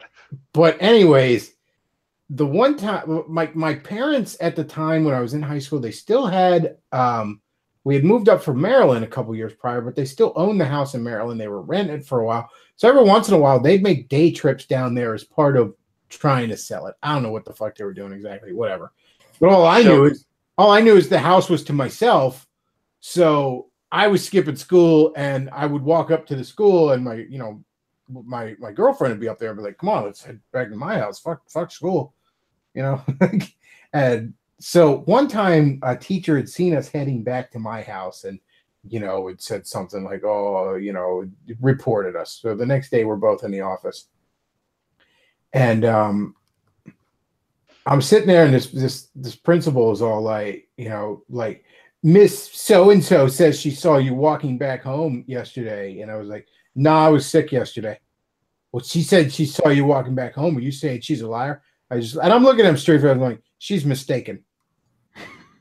And he's like, "Well, the jig's up. Your lady friend already confessed." And like, "Oh, okay, all right, you got me. I didn't want to be in this hellhole." I mean, like, what do you want me to say? At that point, I'm like, "Yeah, you got me. I'd rather fuck prime 17-year-old pussy than sit in a government-run prison for children." What an asshole I am. But I was like, "Okay, fine, whatever. What are you gonna do?" And he's like, "Well, it's gonna be a day of suspension tomorrow." And I shouldn't have said anything. Because I kind of screwed over both my girlfriend and I, because he changed it on her too. But I looked at him, and like he had just said the dumbest thing. He's like, "Problem, Mr. Bechtloff?" And I said, "I'm sorry.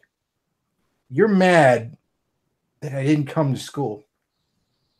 And so my punishment is that I can't come to school." I'm getting that right? And he just looks at me and he's like, "Well, fine, smart ass." And he actually said smart ass, and I was kind of shocked. But he was like, "Fine, smart ass. I guess it's in-school suspension then." I'm like, well, I shouldn't have said anything, but I mean, how could I not have? How could I not have? I mean, well, now you've got the story. That was definitely worth a day. But yeah,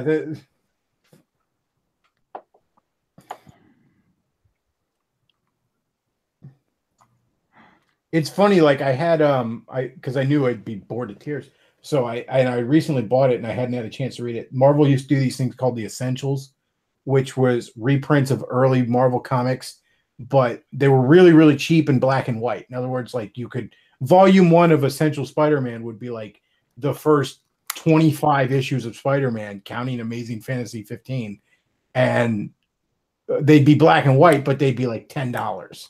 Printed on news stock. Yeah, it was printed on news stock paper too. It was really cheap, but it was a cheap way to read the classics, So I had the first volume of that, and I remember I read through it, and then my girlfriend supports, she ended up reading through it. And it's funny because the old 60s Spider-Man has actually aged pretty well. Of all the old Silver Age stuff from Marvel, it probably aged the best. I mean, a lot of it does feel dated, but some of it really does feel like it could have happened yesterday. But yeah, like I said, I just looked at the guy like he'd said the dumbest shit in the world. You're a smart ass teenager. You just can't help it.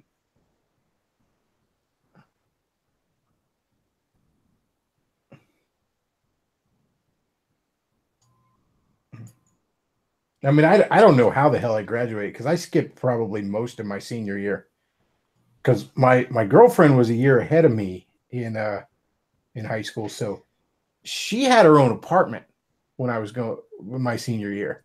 So and I had a car, so there were plenty of times I'm starting to drive to school and like fuck this, make a left when I should have made a right and headed over to her place.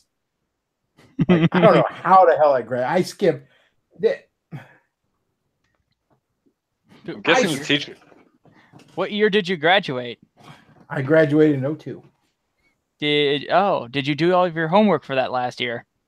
Oh fuck no, I didn't do shit. Oh, okay then. I don't know how In fact, you did. I ended up graduating late because I had something called contract gym, like to get all my schooling, like to get all this classes I had to be doing. I basically had to just sign papers that saying I did X amount of physical activity a week. It's the easiest thing in the world, and somehow my dumbass fucked it up. Like I ended up I thought I handed in enough papers and I didn't. So they were gonna not let me graduate because I failed contract gym. Which is I mean remarkable. That's a classic fuck up right there. Holy shit. You failed the thing where all you had to do was hand in a dozen pieces of paper. And I'm like, well, come on, is there something we can do here? And they're like, okay, well, what we're gonna do is I had to go to the community rec center for 10 hours, which I did over the course of a week, right? The problem with that is because of the delay, I wasn't actually allowed to go to the graduation ceremony. Now, what was interesting about that is I was trying to get out of going to the graduation ceremony because I didn't give a fuck. I just wanted my diploma, let me move on with my life. I didn't give a fuck about anything in high school, really. I had a couple of friends, I had my girlfriend, and I just wanted to get my diploma and move on with my life. I didn't buy a class ring. I didn't buy any of the yearbooks, any of the fucking years. I didn't go to prom. I mean, I did get laid that night. I had a date with my girlfriend. You know, we went to go get something to eat, and I had got some pussy. But I didn't go to prom. Fuck prom. I didn't do any of that shit. I didn't care about anything about the school. I was devoid of school spirit. In fact, I went out of the way to make sure my picture did not appear in the senior yearbook. Like, I would get like, you know, they said like, okay, well, if you're going to sign up for the paid senior photos, go this route, and then if you're just getting the basic free poor kid one, you have to go this route. Well, they'd be like, okay, go report for your photos. And I just walk around the school for like 10 minutes and go right back to class. And then like they'd realize they never got my photo. And it was like 4 or 5 times they made me do this until they just stopped. So like I went out of the way to not be in the school. So it's, you know, photo not available is what it says next to my name in the senior yearbook there. So I didn't want to go to the high school graduation. But of course, my parents, and you know, you're a selfish dick teenager, you're not thinking about that. My parents wanted to go to it, obviously, but I didn't want to go. I'm like, oh, that sounds boring. So my dad was giving me so much shit, and I'm like, okay, you know what? It was a fuck up, but in all fairness, guess who doesn't have to go to the ceremony?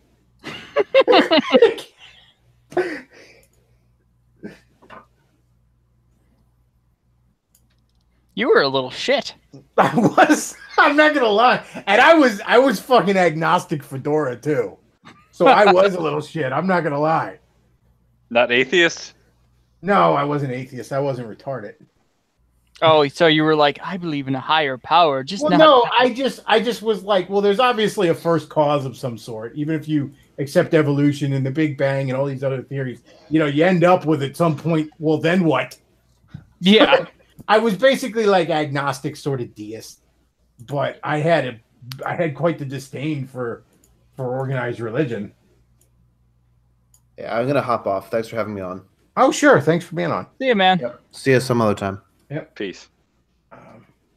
Though I know lots of people that are very much against organized religion, mainly because of the Catholic Church, and it's well, you know why. Well, I'm not fond. I'm still not fond of the Catholic Church. Oh man. I remember, you know, it was probably like right after high school. Maybe it was my senior year or something. But, you know, my high school, so I her father didn't really hate me. I mean, you know, I was plowing his daughter, so he wasn't fond of that. But her mother was like this. Her mother was like the worst stereotype of a religious person you could. She was like Carrie's mom from that fucking Stephen King book. That's how bad. Oh God. That's the reason my high school sweetheart had all kinds of demons. Was that fucking vile woman? But I'm trying to get in good with them, and like just because it makes her life easier, you know what I mean? And so I agree to go to like this Catholic service, and I'm still pretty fucking fedora. And Catholic services are fucking exhausting. First of all, it's like 4 in the fucking morning. You got to get up for it. And then, I don't know, I guess because they know they woke you up so early, they want to do a lot of aerobics. So it's sit, stand, kneel, sit, stand, kneel. And then it's snack time. But it just drug on so fucking long. And I'm just sitting there. And I'm like, this is a mistake because I'm obviously looking like I just don't want to be here. I'm probably embarrassed. But thankfully, her dad was like, well, I appreciate you coming and all that. Thank you. Okay. And her mom just sneered at me. And you missed all the cues. I went to sit, stand, and kneel, right? Probably. I mean, it was like, you know, like it's like I'm like failing at a game of Simon Says here.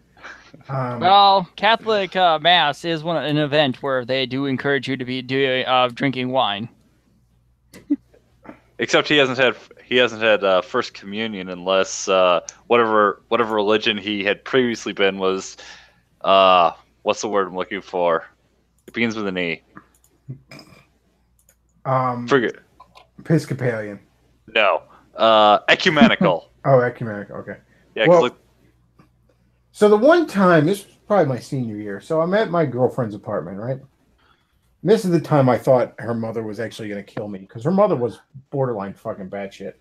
So I'm at her apartment, and her mother didn't know I was there because like there's sort of the parking lot was a little ways off kind of thing, you know, it wasn't right in front of the place. So her mother thankfully didn't know I was there, which is good because, well, let me set the stage for you, shall we? There I am, blindfolded and handcuffed to a futon. And some stuff's going down, some fun stuff's going down at this place. The dark arts. Yeah, the dark arts. We're engaging in the old BDSM dark arts a little bit here. And all of a sudden, she hears a big old angry knock at her door, right? And you know, so my girlfriend leaves the room. She jokingly says to me, "Don't go nowhere." Well, it was her mom. Her mom was there for some reason. Her mom was pissed off over something because her mom was always pissed off over something. And I'm sitting there, and it dawns on me like, okay, her mother's borderline fucking crazy. If she comes in this room, she will murder me, and I will not be able to defend myself. So I am sitting there like, this is one of the earliest prayers. Like, come on, God, don't let me die this way. All right, come on. This is some. I don't think it happened at a point, but that's some David Carradine embarrassing shit right there, you know. It's one of those assholes that gets mentioned on the news or on the radio. I'm making the news. Okay, I'm making the news because the cops had to show up, you know, after this crazy fucking Irish, goddamn fucking Catholic beat me to death for defiling her daughter while I'm handcuffed and unable to defend myself. God damn! Come on! Don't let her come in here! Don't let her come in here! And I could tell like my girlfriend's running interference. Like, oh, the room's a mess. Don't go in there. I just like, oh, please, Lord, don't let me die like this. I'm sorry, Jesus. Oh.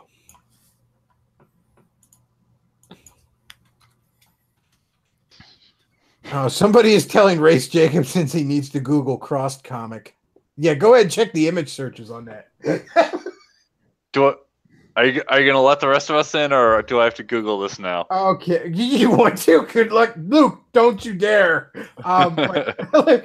So yeah, if you want something along the same lines, you can try out an anime called Boku no Pico. That one's also a good. That one I've heard of.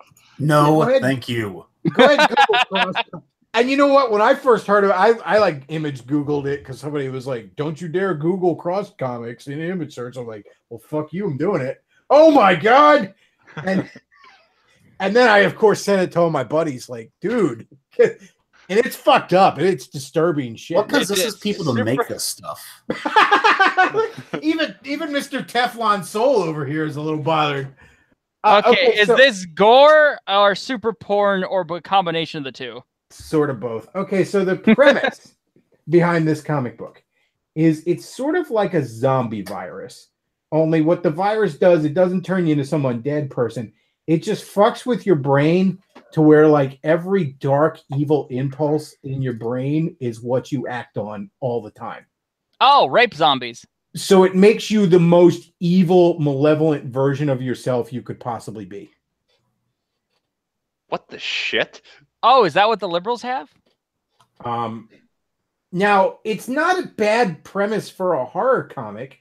And I mean, you should be shocking with that premise, but it's just very clear when you look into it that like a lot of writers have just turned it into just pure gore porn. It's shock value simply. I mean, this artwork is... I just look at the cover, like, I do not want to know what the story is. 3-edgy I mean, it's an 5U. interesting premise, but like if I were to write a story in the crossed universe, I would just be focusing mostly on survivors and show just little tidbits of what's going on with the infected, just to like, you know, these, just so that we really feel the tension of these hidden survivors. I wouldn't just use it as an excuse to like show a chick sawing herself in half, you know, starting with her pussy, like some of these, or some like that. And like people will be killing themselves when they're infected in like the most fucked up ways possible. I mean, it's literally just like the most fucked up thing you can think of. And I mean, you talk about end of the world shit. That's, you know, holy shit. Because these people that are infected are still conscious and intelligent. You know, I don't know how that world goes on for more than a few weeks without motherfuckers setting off nukes and ending it all. But well, it's contagious only biologically, so technically it's on they can keep it contained to some degree. the one that made me laugh though is there's one of like the infected guys, and he's got like a severed horse penis in his hands, and he runs around just hitting people with it, screaming horse cock. And I'm like, I mean, like that must have been a pretty decent human being if that's the most evil thing that comes to his mind. Like before that would be Luke if he was infected. That would be the most that would be the most fucked up thing that would come to his mind is just being kind of funny in a really kind of fucked up way. Like horse cock. Whereas me, I don't even want to say the fucking dumb shit I do. Something I don't know. I think Luke would be more along the lines of just setting up practical jokes all over the place. There'd be buckets of oatmeal on so many doors. Like I said, Luke's got a Teflon soul. He's the one guy that's immune to it. And just like they'd splash the infected blood in his face and get in his eyes and stuff, he'd be like, whatever. This is slightly unpleasant. Goes on with what he's doing. Yeah, like everybody that's infected, there's like a crossed like shaped rash that appears on their face. It would like appear on Luke's face, and then he would just sort of like grunt for a moment, and then it would go away. I actually thought about like a comic series where someone like me gets infected, and rather than going berserk on the humans, which seems to be the habit, the cross people always seem to attack the non-cross people. I thought I'll have some fun with the cross people. Oh, they attack each other in it, but just not as much. Oh, is it like the liberals? They only attack each other when there's nothing else around? Yeah, it's as I often say, what keeps the zombies from eating each other? Not much, ultimately. The plot. I think Davis wants into the stream. Davis wants in. Didn't he just get done with his own 14-hour stream? It's apparently clocked out at 6 hours at the end of it. Good Lord, man. That's internet blood sports. Dude, in all fairness, I'm apparently going on for a while here. I thought this was going to end up being like a half an hour. It's like 2 hours already. All right, Davis wants in. Oh, yeah, I got in, and then other people wanted to get in. I had audio issues. Like these cross comics are like a Where's Waldo of gore and blood and flesh. It's just so unattractive. It's just fucked. Like it's a lot of it, and I mean this is almost to the credit of the creators, but a lot of it manages to not be so much gory as it is disturbing. I mean, yeah, gory too, but like there's one where like little kids There's one where like little kids that are infected, they're going down like a playground slip and slide into a wood chipper. Ah, And they got like these happy faces on themselves as they're doing it. And that's what makes it just fucking creepy. It's like, yeah, they want this. Davis, what's on your mind? You were discussing retard sex without me. That hurts, man. I was discussing the time I almost died in some. You got to be careful when dabbling in them BDS and them black arts. You got to be careful. I believe I found the most work-safe image of the comic series. Bechtloff, you're more of a degenerate than me. was there any question that Bechtloff's not a degenerate? I mean, come on. This guy likes to play as a tentacle monster. Oh God, she's a Lakers fan. Well, it made her evil. You got to remember. But no. Oh wait, She set a school bus on fire. She set a school bus full of kids on fire. Oh, jeez. The kids don't seem too put out about it. There's Zen. Well, if the world's turned to that much shit, you got to be like, this is probably better. Well, it's a half-naked woman. If you notice, those are all the little boys at the front of the bus. It's a butterface. I gotta read this damn comic now. What's up? I gotta read this damn comic now. Oh, I just found a parody image of Cross 100 where it's like imitating the original Star Wars poses. Okay. Can Like, you not? but the CP3PO and R2D2 characters are humans like stabbed through, held up by large spikes. Nice. Davis, if you read I mean, this, as long as there's no nudity, you can get away with. You know, that's America. You can show the most horrendous gore as long as there's no titties. But yeah. What was that joke from the South Park? Remember what the NPAA says: horrific, deplorable violence is okay as long as no one says any naughty words. Pretty much. I'm often shocked at the amount of violence they can get away with in PG-13. Oh, Davis and Luke are here. I wanted to tell you guys something. I've got a game for you both. Frostpunk. Try it out. It's fun. And it's pretty well made. I've been meaning to tell you guys about that for weeks. Continue. I'm going to. It's What is this? somebody says I would write a cross story with a likable group that survived because fuck nihilism. Yeah, that's the biggest problem with it. Don't get me wrong. Like, it's an interesting premise. It's definitely an interesting twist on the. It's a scary, interesting twist on the zombie virus. That's it. Trope, but It's done for it's just too easy to turn it into just nihilistic, gore porn. Like, don't get me wrong. Like, it's interesting and it's scary. But to do a good horror movie, you need more than just something that's scary. You need people that are likable, that you care if they live or die. That's the biggest problem with modern horror, is it becomes just torture porn because the characters all suck and you don't care if they die. Like the great potential in that series is to explore the potential evil within ourselves, that the uninfected are looking at their loved ones with terror, mutual terror, because I know what sort of evil is inside of me, and I can only imagine what sort of evil is inside of my loved ones, and realizing that if we get infected, we are going to become our own worst. Like, I'm not going to go after random strangers if I turn evil. I'm going to go after my loved ones, and vice versa. And ultimately, it's just another zombie story. It's not. It's a survival zombie story where the zombies are just a little more intelligent. Sounds like a. It'd be fun to see if someone like Ken Ham got infected, though. That'd be an interesting thing in the story. He wouldn't do anything different. Oh, but yeah, Luke got the picture of Frostpunk on. Yeah, it's like a city builder game, but there's only a select amount of population. It's at the end of the world where the great cold has come to take us all. And you have to build the last city on Earth. And you got the central heating unit there, and it distributes heat out to the rest of the city. And you have to make the big part of however, where you get into the survival things, is you have to make a number of legal choices, because you play as the captain of this whole last city on Earth. And the city has to survive, and you get to decide what drastic decisions you're going to take to achieve that.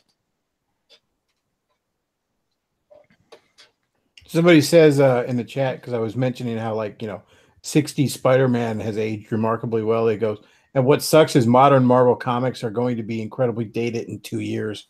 I wouldn't give him that long. And somebody says regarding my little story there, he goes, and that's what made Bechtloff Christian. He owes one to Christ. He owes two to Christ, doesn't he? I owe Is that true for several. everybody? Yeah, I was going to say, I owe several. Believe me, the amount of times I've had to pray, please, Lord, bail me out of this terrible situation I put myself in. I realize I now. promise I won't do it again, but we both know I'll do it again. Trying not to do it again. I really am. Hopefully, not this specific circumstance again. Yeah. Let me be chaste, O Lord, but not yet. God damn it, the traps are just so hot. Aw. Joking. If Zir didn't want it, Zir shouldn't have been dressed like that. Well, I mean, Total Biscuit's probably trying to bitch out Peter for saying that traps are gay. Somebody Total said Biscuit's Bob dead. Chipman and Chris Chan infected by the crossvirus. Oh, Chris Chan God. basically is infected by the crossvirus. Bob Chipman, he would try to beat people up and get exhausted and winded. At that point, he just gets infected. He starts running out of his house, and then he dies of a heart attack after running a mile, trying to get to anybody. I mean, basically, Movie Bob's physical and mental weakness and cowardice is the only thing holding him back from being violent. But thankfully, even if he was infected, the cowardice would go away. But thankfully, the weakness wouldn't. Oh God, this comic that I totally just paid money for starts off with a character page that looks like a D&D pick your race page. Warning, extreme image inside. What comic is this?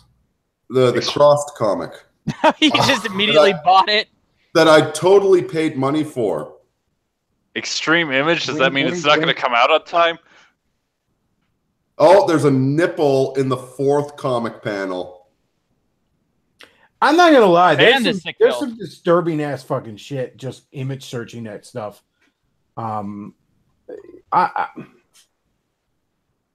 The thing good with- at being scary and disturbing. Again, though, if there isn't some a good horror movie needs a light of hope in it. Even if you go the nihilist route and snuff that light out at the end, if it's never there, I'm never hooked. I have to be rooting for the good guys, or else I'm just watching assholes kill each other. Yeah, horror movies are about the consequences of choices. And if if you are doomed from the start, there's no consequence. Like, you can be good or you can be evil, you still get eviscerated in the end. And at that point, it just becomes pornography. You know, like in porn, you're not rooting for the dude to get the chick. You already know he's getting the chick. Yeah. I have a question about Crossed. Okay. If it infected the Middle East, would we even notice? I think it already has.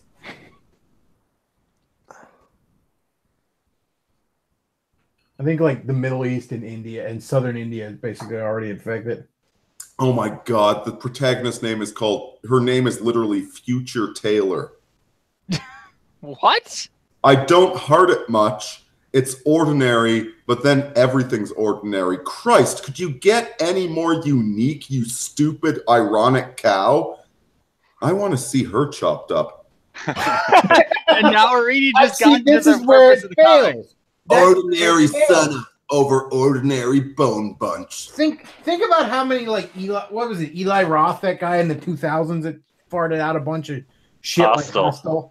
like Hostel. I remember watching Hostel. Like, my girlfriend rented it at the time. My girlfriend at the time rented it, and I'm watching it, and it's like, this is 20 minutes of a softcore porn followed by a snuff film. Shut Yeah, it off. I can't fucking get I hate all the characters, but I also hate watching them die.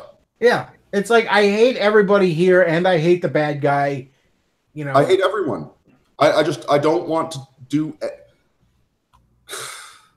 You know, like when you watch a good horror, like when you watch Law Abiding Citizen, and he tortures the guy that murdered his wife and daughter and raped his wife to death, and he tortures the guy to death, you get like, oh my God, what's he doing? But that guy does kind of deserve it. I kind of want to see him torture the guy, even though I'm squicking out about him torturing the guy. He's like, first I'm going to cut your eyelids off, so you have to watch everything. That's major squick territory. See, I don't think I could ever do that, because if I'm so angry at somebody that I'm going to torture them, I don't have the kind of composure to do that. It's just more like, give me a small hatchet and I'm just going to just oh my God. Let me read you another line. Let me read you another line of dialogue here from the cow. I'm archivist, which is fuck senior, but it's Robbie Greer who's bossing the run. What the fuck did any of that mean? Is this English? What does it mean? This is how construction workers speak. What? I don't know what the fuck she just said. Robbie's the best. He says it's time to stoke the boiler. So now I'm at work. More later. Oh, Jesus fucking Christ. You gotta be kidding me. And she's not already infected? No, this is one of the good guys. I thought she was trying to be evil in how she's like torturing the English language. You know what? I've only read 2 pages of the comic, and I already want to rape a stab wound in her. It turns out the cross zombies were the good guys all along. Yep, it's like it's just a very, very elaborate version of Omega Man. The SJWs are hiding from civilized people, pretending they're the good guys, and we are going in and murdering them. Wasn't there a Cal Exit comic about that? Oh my God, I gotta read you a text bubble right here. Tell me what the fuck this means. You mean tomorrow, Milovich? Isn't he leading Chuga's crunk movement? What the fuck? This is like page 3 of the comic. And this is zombie talking? Who's saying this? a human, one of the good guys. I don't know what a Chuga crunk movement is, but you know what that reminds me of? It reminds me how in the 90s some writers used to like really write out Gambit's like obnoxious Cajun accent in ways where like you're trying to read it and you have to say it out loud a couple of times before you realize what the fuck it was. You know, it's like, how do you spell You know? Like there were times I'm reading Gambit's dialogue like, what the fuck is this nigga saying? All right, 3 characters. So this is the corpse of Columbia. Cautious, I'm with Keller and forwards with Robbie and Ho-Ho. You tight with the bus? I'm fuck tight, archivist Taylor. I don't believe this girl is tight at all unless it means Does drunk. this even English? I've seen better dialogue on Pornhub videos by South Caribbeans. I've seen better dialogue in watching my mom go black ad copy. Hey man, Jews wrote that and they had English degrees. Speaking of which, I'm pretty sure whoever came up with that site was indeed infected. Oh my God, I can't read this fucking... The art is beautiful. I can't read this fucking dialogue. What the hell did I download, Luke? Here's something a little more wholesome. All right, here's a dialogue bubble says, this what we're after? Not, is this what we're... This what we're... It is so slangy. Well, okay, that one I'll say like that's... Sometimes like people talk that way, but the problem is sometimes when you're translating it into text, it doesn't read right. Exactly. That's what I was saying about like Gambit. Like, yes, he has an obnoxious Cajun accent, but when you try to type that out, it becomes something I have to try to say out loud 3 times before I realize what the fuck it means. And it's a really, really bad idea. You got to be very careful with... You're actually... If you're writing a character that speaks in a particular dialect, you are far better off controlling which words they use rather than trying to phoneticize the way they speak. That's one thing I played with in Broken Roads, that everybody from a different city uses a different dialect. they're all speaking Canadian English. At least I'm writing Canadian English for all of them, but they use different slang terms, and even the slang terms are very, very subtle. You know what a derelict is. When I said, "Oh, there's a fucking derelict hanging out over there," you know what that is. It's a weird thing to call a person, but dude, this comic is horrible. This is why I don't buy comic books. Would you like to go to a happier message? Oh, I found out that apparently I still have my torrent of the pretty much nude girls in bikinis file. I forgot I had that. Oh. They're wearing bikinis, but you can see everything. Welcome to Florida. I'm dating a good little Chinese girl. She doesn't leave. She like a full body bikini is too. Full body bathing suit's too revealing for her.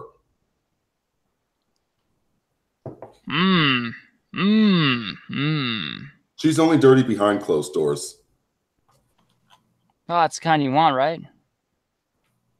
Oh yeah, she's a great girl. But man, those string bikinis.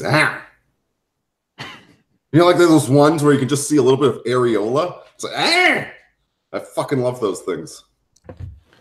Let's see, somebody says, "What's a crunk movement?" Nobody knows. I think it has something to do with too much animal fat and also too much fiber in your diet.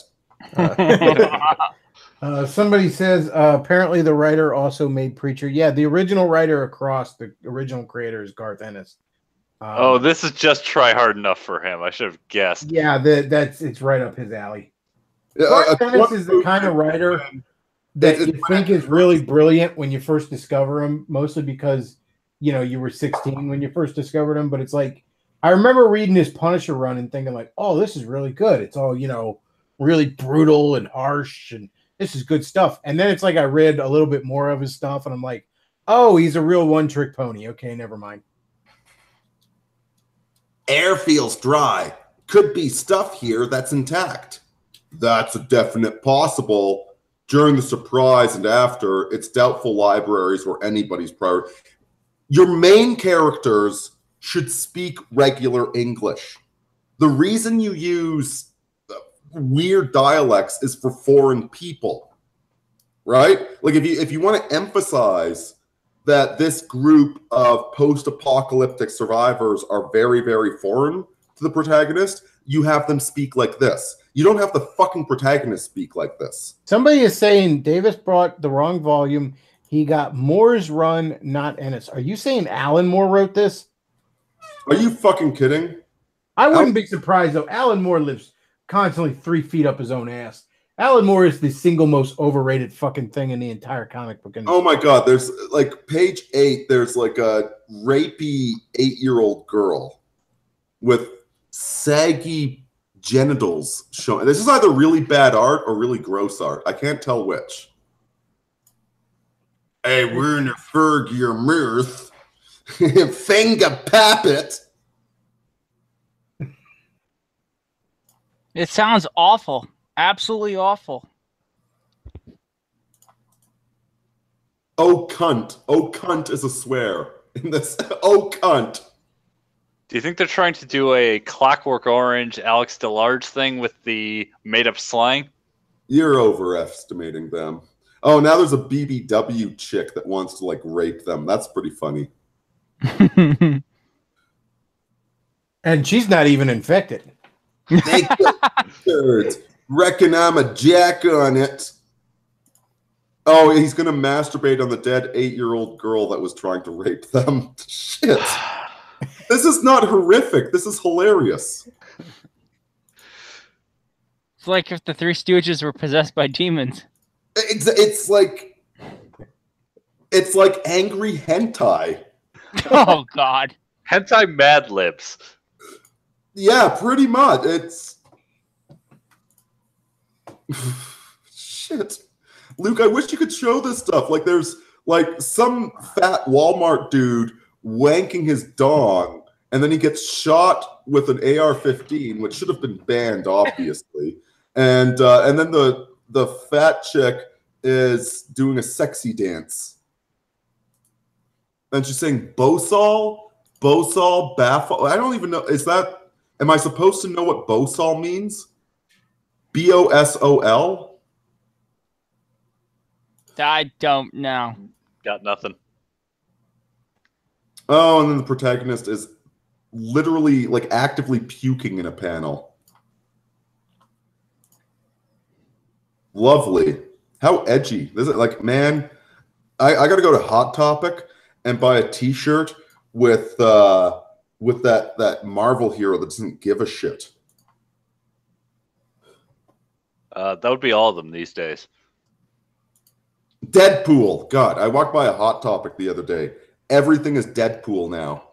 Oh, of course. How is Deadpool gothic? Oh, and now they're showering to get rid of the DNA. Of course, all the chicks are full frontal with the camera because that's edgy. Luke, Hot Topic doesn't just cover gothic stuff anymore. It covers everything lame. Yep. Oh, I found something funny and appropriate. Luke, do you know what your name means in Latin? What does it mean, Latin? Light. Light what? Just light. Luke's. Davis's name means David's son. Father's beloved one. Add Michael, Joseph, and Irini to the mix. Find out what you get, and you'll figure out why I'm Catholic.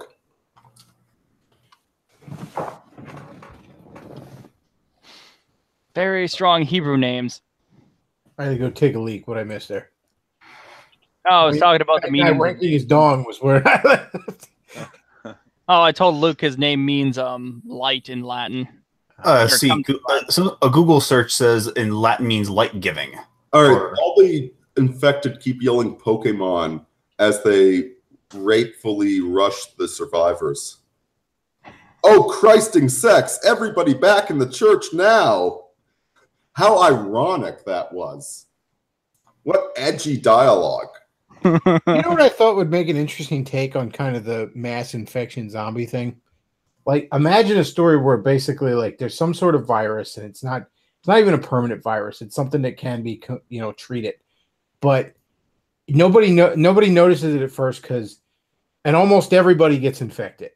And what it does is it just slowly cranks up the dial of rage in a person, right? But it does it kind of slowly. So, like, at first, a lot of people, other than maybe like some of the people in the know, don't even know what's going on. It's just everybody's just slowly getting more and more pissed constantly. And like it just starts off with, increases in road rage, upticks in violent crime, that sort of thing. But like nobody quite knows what it is at first. It's over like a few months. And then you can kind of have the story of, people trying to work together to distribute the cure or something when they're infected themselves and they're constantly snapping at each other, but trying to hold it back. So would this be set in the 70s or? It sounds like you want a sensible version of 28 Days Later. Yeah, like not the full on, like, retarded rage virus that takes 21 seconds, which is biologically impossible. You have to have decent actors and write decent characters in it, but you can have an actual character study as you show these people trying to struggle, against just this ever increasing cloud of rage in them. But it's not like cranked up to right away. I'm a mindless zombie that wants to bite everyone's throat out. It's just slowly but surely. I'm just getting more and more pissed off about dumb shit all the time. That's called being Davis Irini. No, past you. July 13th, 2108. AFAWK. Today we lost. Forward Dietrich to Wolfson Jackson. It was fuck bad without much for burying. Everyone was sad enough, mostly because he was a young, maybe. That's does this mean? I don't know what the fuck any of that was. What's going on? Where am I? I think they wrote out the script and then wrote a program to just delete words at random. For a marker, she made the crunk thing out of sticks. Didn't look respectful. Crunk's just a fashion in the pan. That, by the way, I guess crunk means cross. We fooded. Oh, burgers again. The eye kicked for my compartment to Opsy the fines. What? It Kept just remembering sounds like Chuga's been lucky. It's years since we lost a young. it sounds like this entire thing was written while somebody was drunk off of soy teenies. Oh my god, and that's the end of the comic. This is the end of the fucking comic. She's writing this incomprehensible gibberish. Stars are wishful fiction. Always there. Fuck white. Fuck clean. No surprise for the stars. No infection. That's it. That a fuck. More Wow, late. that's deep. That's it. That's how the comic ends. What the fuck did I just read? I don't know, Arini. What do you think you just read? Oh god, and I'm gonna read the rest of it. You know, I'm a sucker for punishment. Would this thing finish buying already?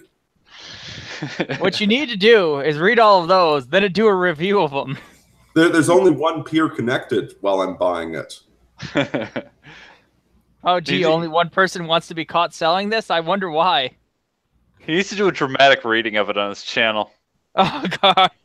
When I had the comic stand with my buddy, we got a bunch of these fucking comics. We got like a short box of them in with somebody's collection, and we're just like looking at like, the fuck are we gonna do with these? Like, we couldn't even put them out on the floor because the covers, a bunch of the covers had fucking nudity.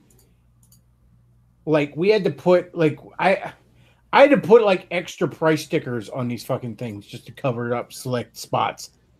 And then like I had to put that box, and it was like, you know, I had to put like adults only on this box and shit. So of course everybody checks it out immediately thinking it's porn. And they're like, oh my god. No, it's just a shitty comic. Yeah, I actually bought one of those back in the day. I bought this shitty fuck comic with a chrome cover on it. You know, you remember those metal covers that were really popular in the 90s? Oh, yeah. Yeah, I actually bought one of those damn things.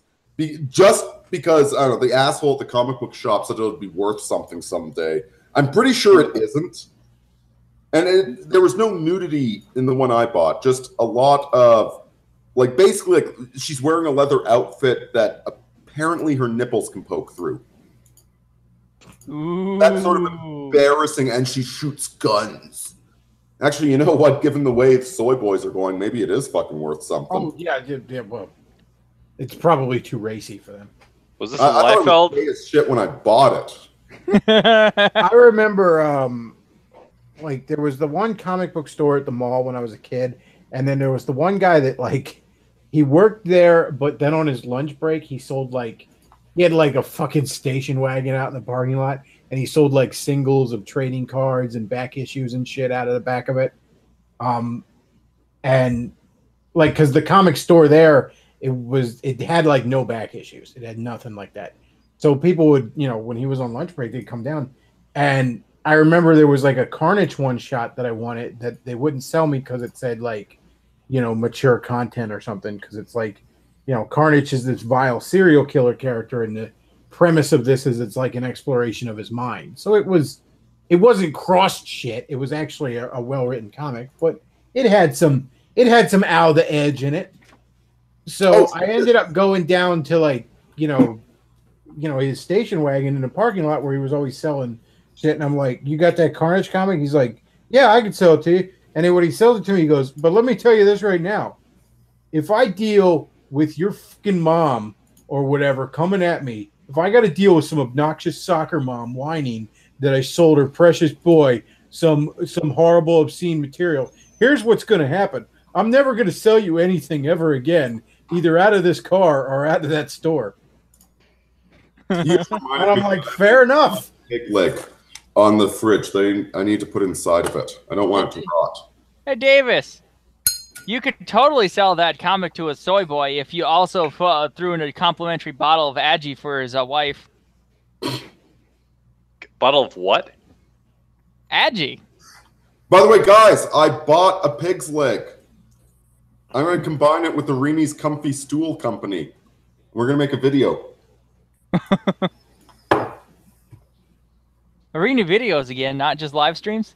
No, I found this this jungle Asian butcher that will sell me animal parts. Including pig faces? I hear those are popular in China. He's gonna get me a pig's head. He just needs 2 days' notice, he says. Gotta What, is love he those jungle Asians. Let's see. In the chat, somebody says, read the RoboCop comic from Avatar Press. It's good. The RoboCop comic from Avatar Press. I didn't know they did one. I know Boom has a RoboCop license right now. And back in the day, the old RoboCop versus Terminator series was pretty good. Frank Miller did. Holy shit, Luke. What's Luke putting up? Where'd you find that? Yeah. Fucking A. It's always the right time to put up Sexy Kim Possible. Somebody says, do the characters in the Cross comic have Down syndrome? Yeah, that's the cross virus. It either causes you to become retarded and not be able to speak, or turns you into one of them. They're all infected. Spoiler alert.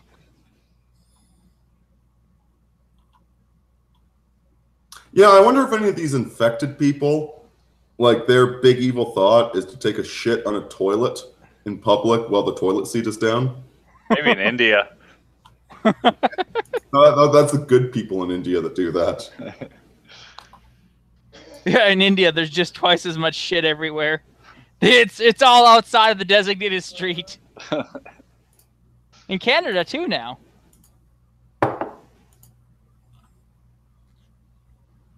Oh my god. Okay, I'm reading the original first comic book, I think. I don't know. And the fucking diner waitress who just witnessed her coworker getting his nose bit off and then an evil zombie murdering a cop in a flaming car on television. Oh wait, no, sorry. I thought this was her. The new Camry from Toyota, it aims to please. Sorry, she wasn't actually saying that. That was the TV. It just seemed like with the look on her face, like, I'm sarcasm girl. Nothing shakes me. God, it just gets worse, doesn't it? Why do you got me reading this damn... I Damn didn't it! tell you to buy it. Well, at least I didn't pay money for it when I bought it. I mean, Why the Last Man? There's a really good graphic novel. Everybody should buy and pay for Why the Last Man. don't call them graphic novels anymore. I'm so sick of that. No, comic books are for kids, dude. Yeah, they're comic books, okay? Potato, Okay. potato. My parents would be ashamed of it if I That called- sounds like some obnoxious shit Alan Moore says, where it's like, I don't write comics, I write graphic novels. Now, excuse me, I have to go drink some cobra venom and goat urine because I think it pisses off Margaret Thatcher's ghost. No, I mean, the official definition of comic is causing or meant to cause laughter. Well, then I guess Crossed is damn. That's a comic book, all right. Holy fuck, I just found a picture of Forney and I on an airplane. Are there snakes? I'm going to send it to you, Luke. This is... God damn, I saved it to fucking desktop. Where is it? I actually started reading Why the Last Man when it began to come out, but I quit after a while just because I knew that there was no payoff that could fulfill the build-up. Kind of like Lost. Actually, the ending was pretty good. I read Fables for a while when it first came out. It was pretty good. I actually found the ending of Lost to be funny because it just out of nowhere went into some pseudo-religious thing and it pissed off all the fedoras. I found the whole narrative of Why the Last Man quite satisfying. I have no complaints about it. I think it was a full, complete story. It was interesting. Why the Last Man? The premise, for those of you that don't know, is that a virus gets released that kills every mammal with the Y chromosome, aside from the protagonist and his pet monkey. Well, it's not confirmed to be a virus for a long time.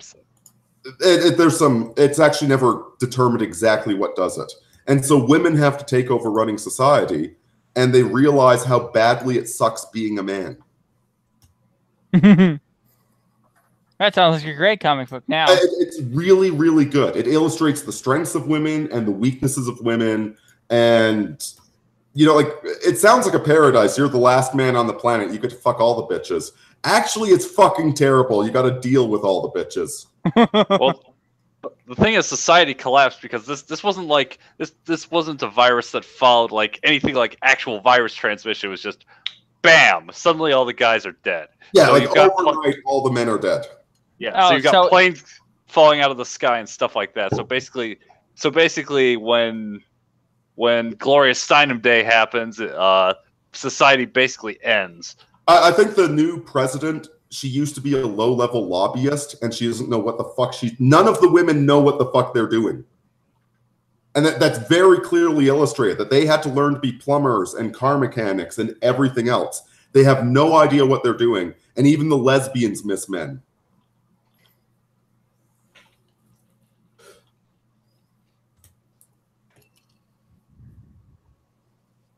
Luke, did you get that picture? I don't see it. Oh, for fuck's sakes.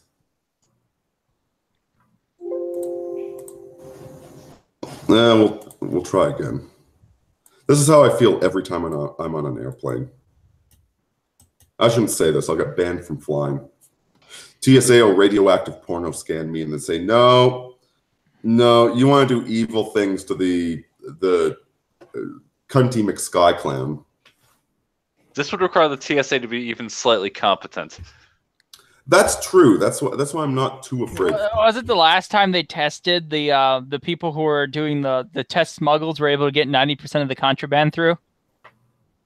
Oh yeah. Those radioactive porno scanners don't actually stop you from smuggling contraband on your body. If you just put it in places that it doesn't scan, you can easily smuggle it through. You don't even have to put it up your butt? Oh, well, you no. don't have to, but It's just a bonus. Put it in on your hip. It's a forward and backward shot. There's no sideways shot. Put whatever you're trying to smuggle, put it on your hip. It will blend in with your clothing. They accomplish absolutely nothing aside from taking away your rights as a citizen. Well, I mean, it does train the sheeple in order to be more acclimated to that sort of thing, which was the intention all along, wasn't it? Yeah, pretty much. I mean, oh wait, no, it's to protect our freedoms. They hate us because of our freedoms. so what we're going to do is we're going to get rid of our freedoms so that maybe they'll like us.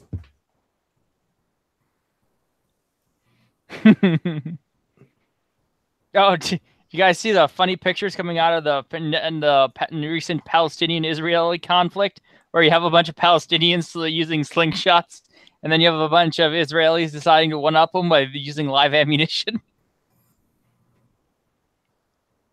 Send me a link.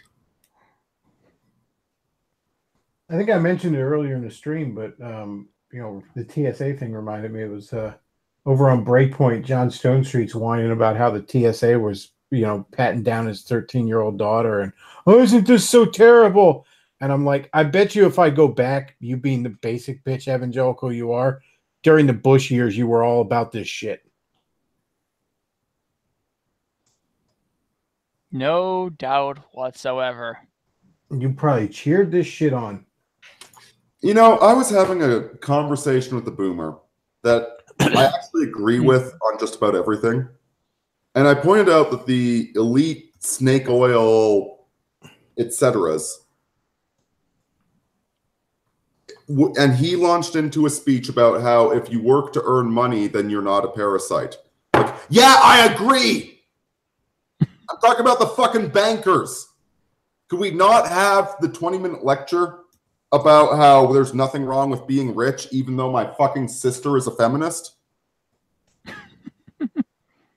I remember during the Obama years when, we were in that terrible recession, like the only things I'd ever see like popping up anywhere were fucking banks. I'm like, just banks are the only ones making any money. Yeah, ain't that funny that the people that got the bailouts were the banks. And we're the assholes. We're the lazy millennials. I remember when they were thinking of doing the bailout for the car industry, which, don't get me wrong, I don't think is a good idea either. But at least when you're bailing out the car industry, you're bailing out an actual industry that makes actual things and employs actual fucking people. You know, what the fuck does the bank do? I mean, last I checked, I need cars. Yeah, nobody needs a fucking credit card. I'm sorry, I was looking at Why the Last Man thing, and we mentioned Lost before, and I just figured out that apparently whenever Hurley was we were looking at a comic book in the show, it was always Why the Last Man.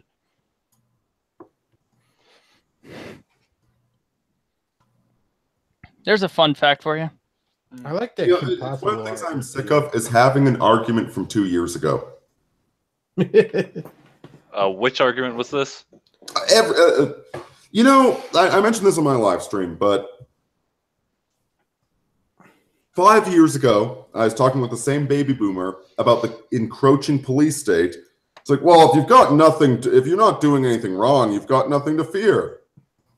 It's like, dude, you're making your own beer, which is technically legal, but I'm pretty sure you're breaking 5 fucking laws the way you're doing it. And nowadays he agrees with me. But 5 fucking years ago, oh no, there's nothing wrong with the Patriot Act. We need to stop them, our terrorists. Well, that's what drove me nuts looking at that John Stone Street thing. Oh, my poor daughter, the TSA is so bad. It's like, you know, what is it with you fucking basic bitches conservatives where you are perpetually a day late and a dollar short? Yeah, I had an argument with my uncle. I was in the military at the time. I was in the military. I'd been in there for 2 or 3 years. And I was saying, yeah, the Americans are launching a war against Iraq. They had nothing to do with 9/11. It's like, I'm pretty sure they had something to do with it. No, they had nothing to do with it. Nah, they're all the same over there. And my family... The greatest foreign policy blunder since America's involvement in World War I. And it's I was amazing. in the military calling it out. My uncle, and again, my family is highly educated. This is the real damnable part. They are highly educated, and most of them make a hell of a lot more money than I do. And they support basic bitch conservatism, basic bitch liberalism, you name it. I remember thinking, like, you know, I was so dead set against it. I knew it was a terrible idea. And then looking back, I'm like, I was like 19, 20. Why was I able to see that no one in charge was? No shit. You know, I even had the Why did I know that that would destabilize the region? They had knew. the policy in my early 20s that I am not the smartest man alive, and as a 20-year-old kid, I should serve rather than lead. I had that policy, and I was still smarter than any of these boomer cucks. Yeah, I'm sitting there. They knew it was going to happen. Dick Cheney had made an entire speech in the 90s about what would happen had they gone into Iraq. And it had unfolded the exact way he said it did. So he knew Dick exactly Cheney what just he was had doing. the cross virus, and he was just really good at using makeup to get rid of the rash on his face. Yes, Dick Cheney knew exactly what he was doing, and he was the real president. The cross virus is real. It's just only politicians that got infected.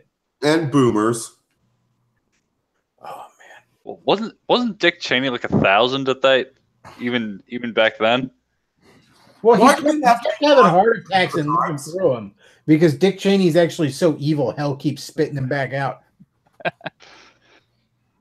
No, but I was thinking that one of the reasons boomers are so basic bitch is because they grew up in a functioning high trust society. Then they went ahead and fucked it up, but they never internally recalibrated, so they think that everyone's on the same side still.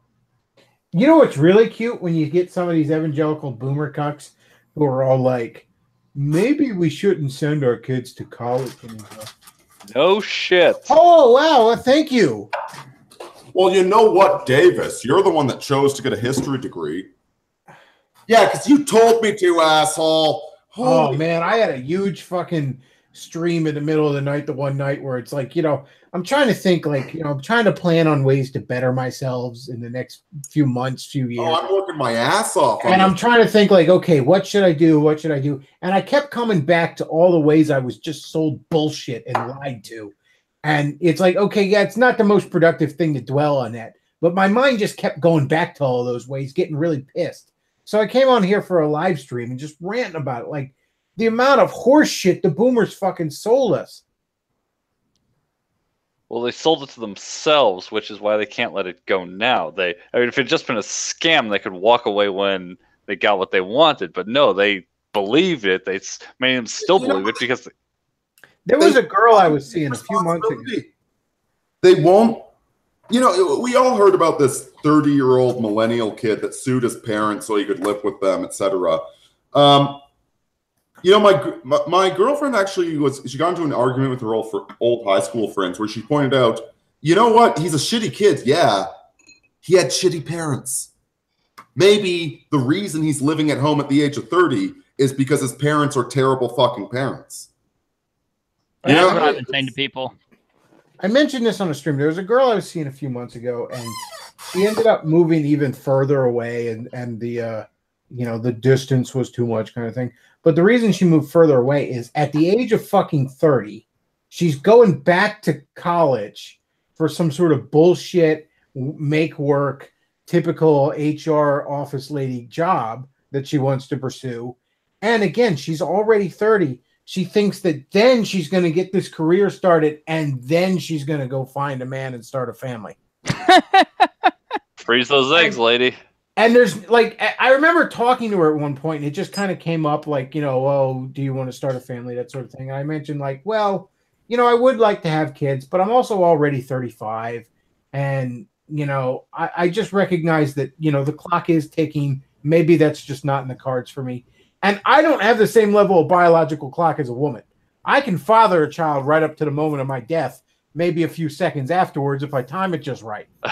And but I'm concerned about more than fathering a child, being able to raise it, obviously. But with a woman, you got quite the expiration date on you, sweetie. And it just never occurred to her that that's even a factor because she's been fucking lied to her whole life. I was the first person to probably bring that up to her. My girlfriend and I are terrified of that. Like the years are ticking by, and God damn it, man, I'm working my fucking ass off right now to get to the position where I can afford to marry her. I mean, I'd love to find myself a wife, but I recognize that, you know, kids just might not be in the cards. Because right now I'm 35 years old right now. So if I'm let's say, I don't know, probably like 2 years at least away from being able to have kids. If I met the love of my life tomorrow, what am I looking at? Like 6 months of dating before we get married at least. And then when we get married, I'd like to have at least 6 months to a year of us actually just being married and building the fucking marriage before we bring a kid into it. And then, so I'm like 2 years away from it even being a fucking question. And I'm already 35. So I've just made peace with the fact that maybe it won't happen for me. Maybe kids won't happen for me. I'd love to find a wife. And I'm never going to stop trying to find a good woman to spend a life with. But maybe the kids part of it isn't going to happen for me. And you know what? The fact that I'm actually thinking about that, like this poor girl, no one had ever told her that. Like I feel so unbelievably bad for her because, you know, about 5 years it's going to really hit her. And at the best she can hope for is she's going to end up spending a fortune in fertility treatments to produce a downy, and then she's gonna have the fucking nightmare of taking care of that monster. Oh, shit. Listen, brother, I'm planning to start a job 12 hours a day carrying bags of fucking concrete. It pays 21 bucks an hour, 12 hours a day, overtime, that's $4,500 a month. That can pay for the course I want to take to get a useful fucking ticket so I can make some serious money. I'm 36 years old and I'm looking at carrying goddamn concrete. Parents that talked me out of going full-time infantry. Full-time. I loved the goddamn military. I let my parents talk me out of it. No, just go back to school. Go back to that history degree that's going nowhere. Thanks, boomers. Thank you. And you know the other thing that boomers sold our generation that was such horseshit is that they told us when we were high school and in our 20s, oh, don't take dating seriously. It's just puppy love. Don't be serious about it. Don't be serious about it. No, anyone listening to this, I don't care if you're in fucking middle school, Make it take dating seriously. Make it work. Because you know what? You're not necessarily going to marry the first girl that bats her eyes at you, but you know what? You might, and there's nothing wrong with that. If she's a good woman, if she cares for you, if she has positive goals, don't marry the first chick that sucks your penis, okay? Get the fuck away. But if you find a woman, she's sweet, she's nice, and well, we're going to college, and my parents tell me we need to expect. Fuck off. No, you don't. If you both want to have kids, if you both want to build a house, if you both want to be a family, you do that. All these boomers tell you, oh, don't take it seriously in high school. Don't take it seriously in high school. And you get 3 drinks in them, and they won't shut up about their high school sweetheart that got away. These fucking boomers are upset that they didn't get to fuck around as much as Gen X. So they're encouraging their kids to fuck around even more than Gen X. Yeah, the story of the story of people our age, this late Gen X, early millennials, is the story of people that were told to waste their 20s, and now everyone's mad at us that we wasted our 20s. Yeah, no fucking shit. No fucking shit. I am so... God damn it. I don't have many chips on my shoulder. Okay, I've made peace with all of this. I'm working on... things are doing pretty good for me. But the fact is I wasted my 20s because that's what all the advice suggested. And now people want to shit on me for wasting my 20s. Well, you should have gone to law school, and make 40 grand a fucking year? You should. What I should have fucking done is ignored all of your fucking advice and gone with my instincts. Oh, I feel the same way.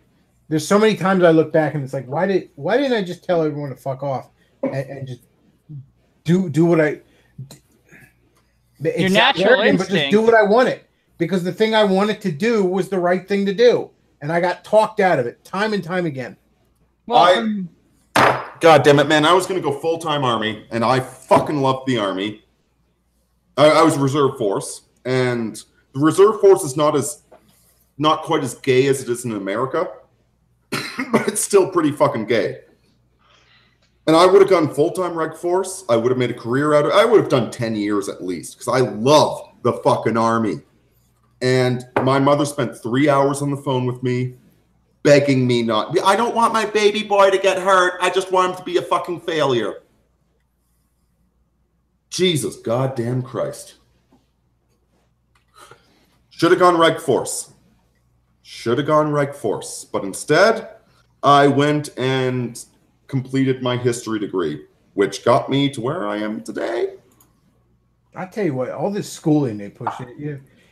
If I could give advice to if you're listening to this and you're like 16 or something, unless you really, really want to go to college for something that really, really viable, if you're 16 now, you look up when you were legally allowed to leave that fucking high school and never look back.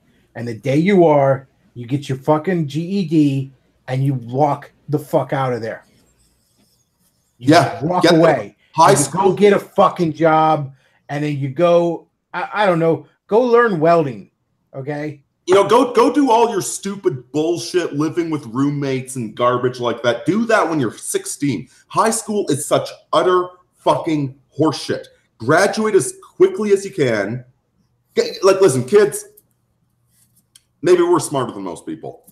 Guys, if you're not smart, study your books, get good marks in high school, okay? I showed up to classes drunk and still got 100% on my fucking quizzes. Oh, you know what I used to do in high school, and this drove my parents or my teachers fucking nuts. We had 4 marking periods, and then we had a final, which counted as basically a fifth of your grade. It was a 5th marking period. And the finals were usually even multiple choice questions and an essay. So basically, you just had to be familiar with the material. So what would end up happening is throughout the school year, I would get like C's, D's, and F's because I just wasn't doing the work, right? But I was learning the material. I like to learn. So then on my finals, I would get, because there were often extra credit questions, I'd often get over 100% on my finals. I think the top one I maxed out at 120% on one of my finals, which was always enough to bring me up to passing, and it drove my teachers fucking nuts. But I remember like everybody would sweat the finals, and I'm like, "What are you sweating for? It's like multiple choice. You basically just gotta be familiar with the material." There's two possible right answers. Pick one of them, for crying out loud. The one time that did not work for me was when I was doing Algebra 2, because that was when math finally reached a point where I had to put effort into it, and I wasn't doing it because I was a lazy little shit. So what ended up happening is I did pretty good on the final. I got like a B on I got like an 86% on my final, which is the lowest of in my entire high school career. And that wasn't quite enough to bring me up to passing. At the end of the school year, the teacher looked at me and he goes, "So this is your grade for the end of the school year," and it was a 59.4. And if it would have been a 59.5, he would have rounded up to a 60%, a D, and I would have passed. And I'm like, "So you're telling me I'm a 1/10 of a percentage point away from passing?" He's like, "Yep." And he's laughing at me because he knows I didn't do any of the fucking work. And I'm just like, "Oh, come on, man, you got to help me out." And he looks at me and goes, "I don't got to do nothing." And I'm like, "Fair enough. Will you please help me out here?" And he goes, "All right." And this is like third period. He goes, "Let's look up one of the homework assignments you didn't do." So he hands it to me and he goes, "All right, if you could bring that back to me by fifth period when I got to hand in these grades, I'll bump you up to passing." He goes, "As long as more than half of them are correct." So the next period I had was gym, and we weren't doing anything. It was the end of the year. So I went up to the one nerd girl I knew and I was like, "I'll give you $20 if you do this homework for me."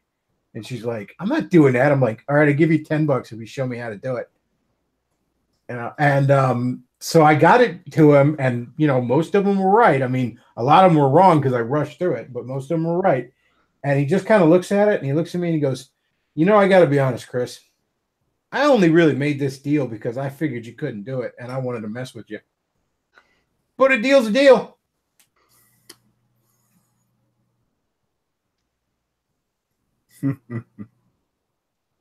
But yeah, usually I ace the finals so fucking easily.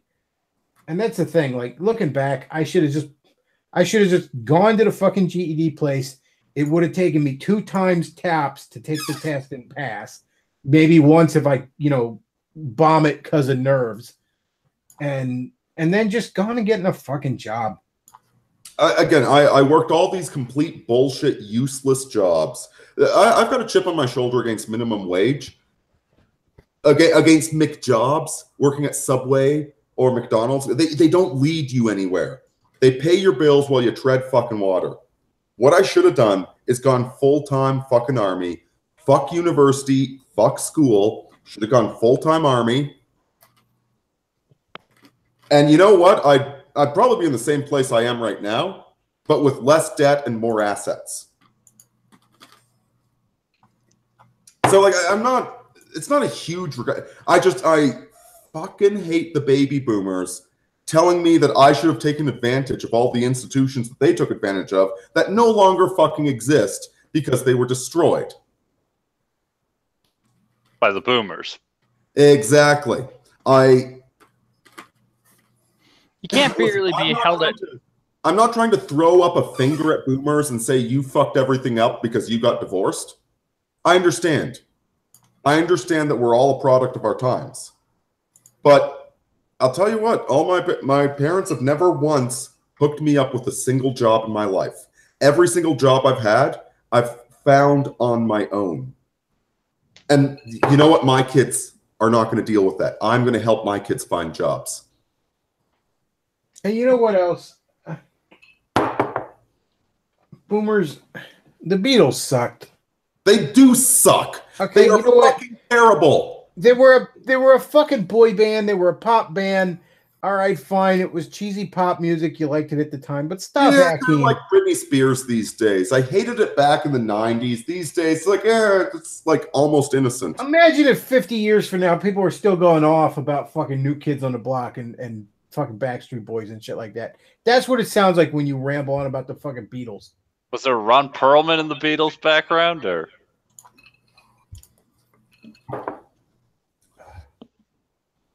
Hang on, I'm getting echo. Can you hear me? Yeah, we hear you. Okay. Oh, Vey.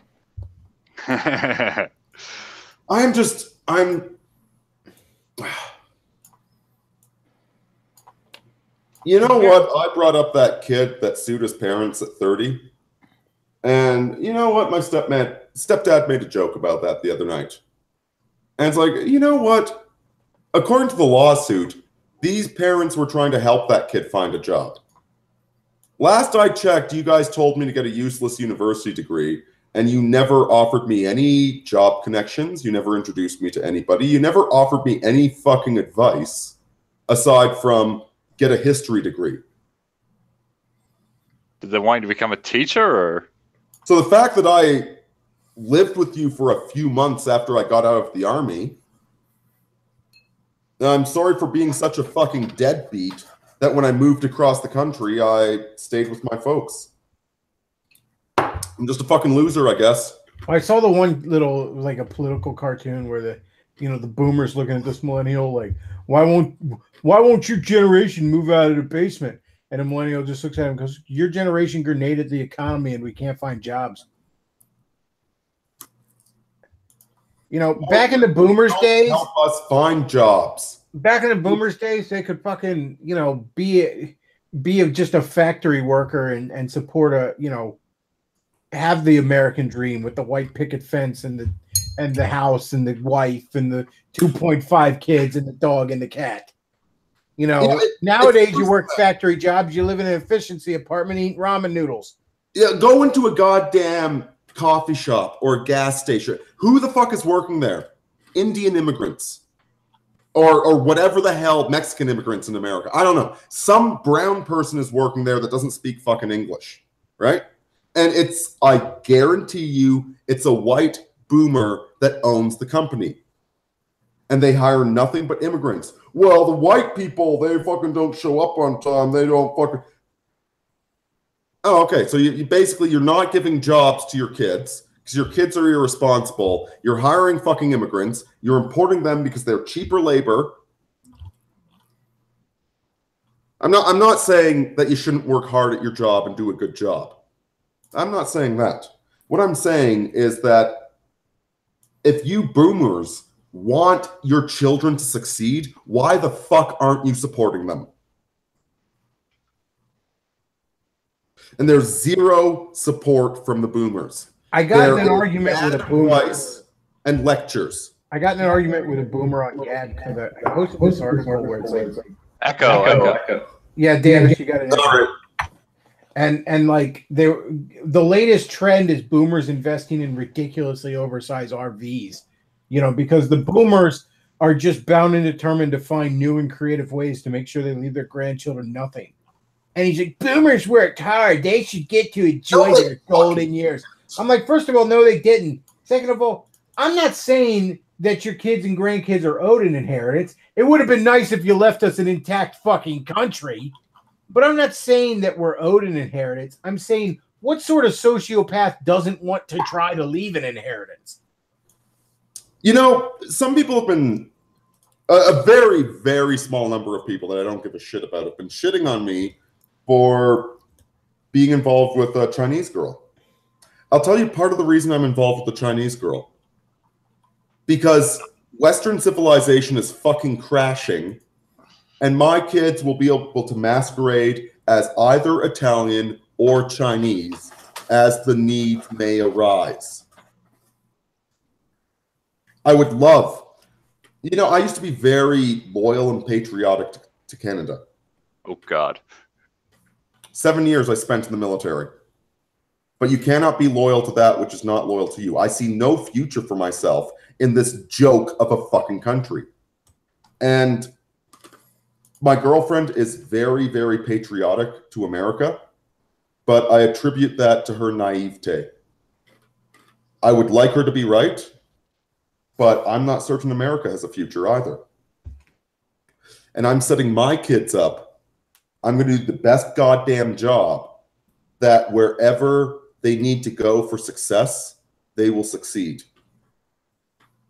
Yeah, you want to talk about white ethno-national? What fucking ethno-nationalism? Last I checked, the boomers were the ones that are completely happy with our nation getting destroyed.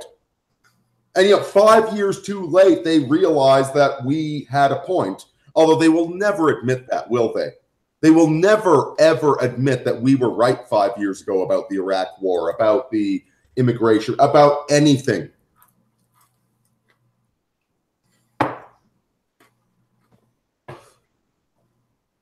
Christ, and I get along with my parents.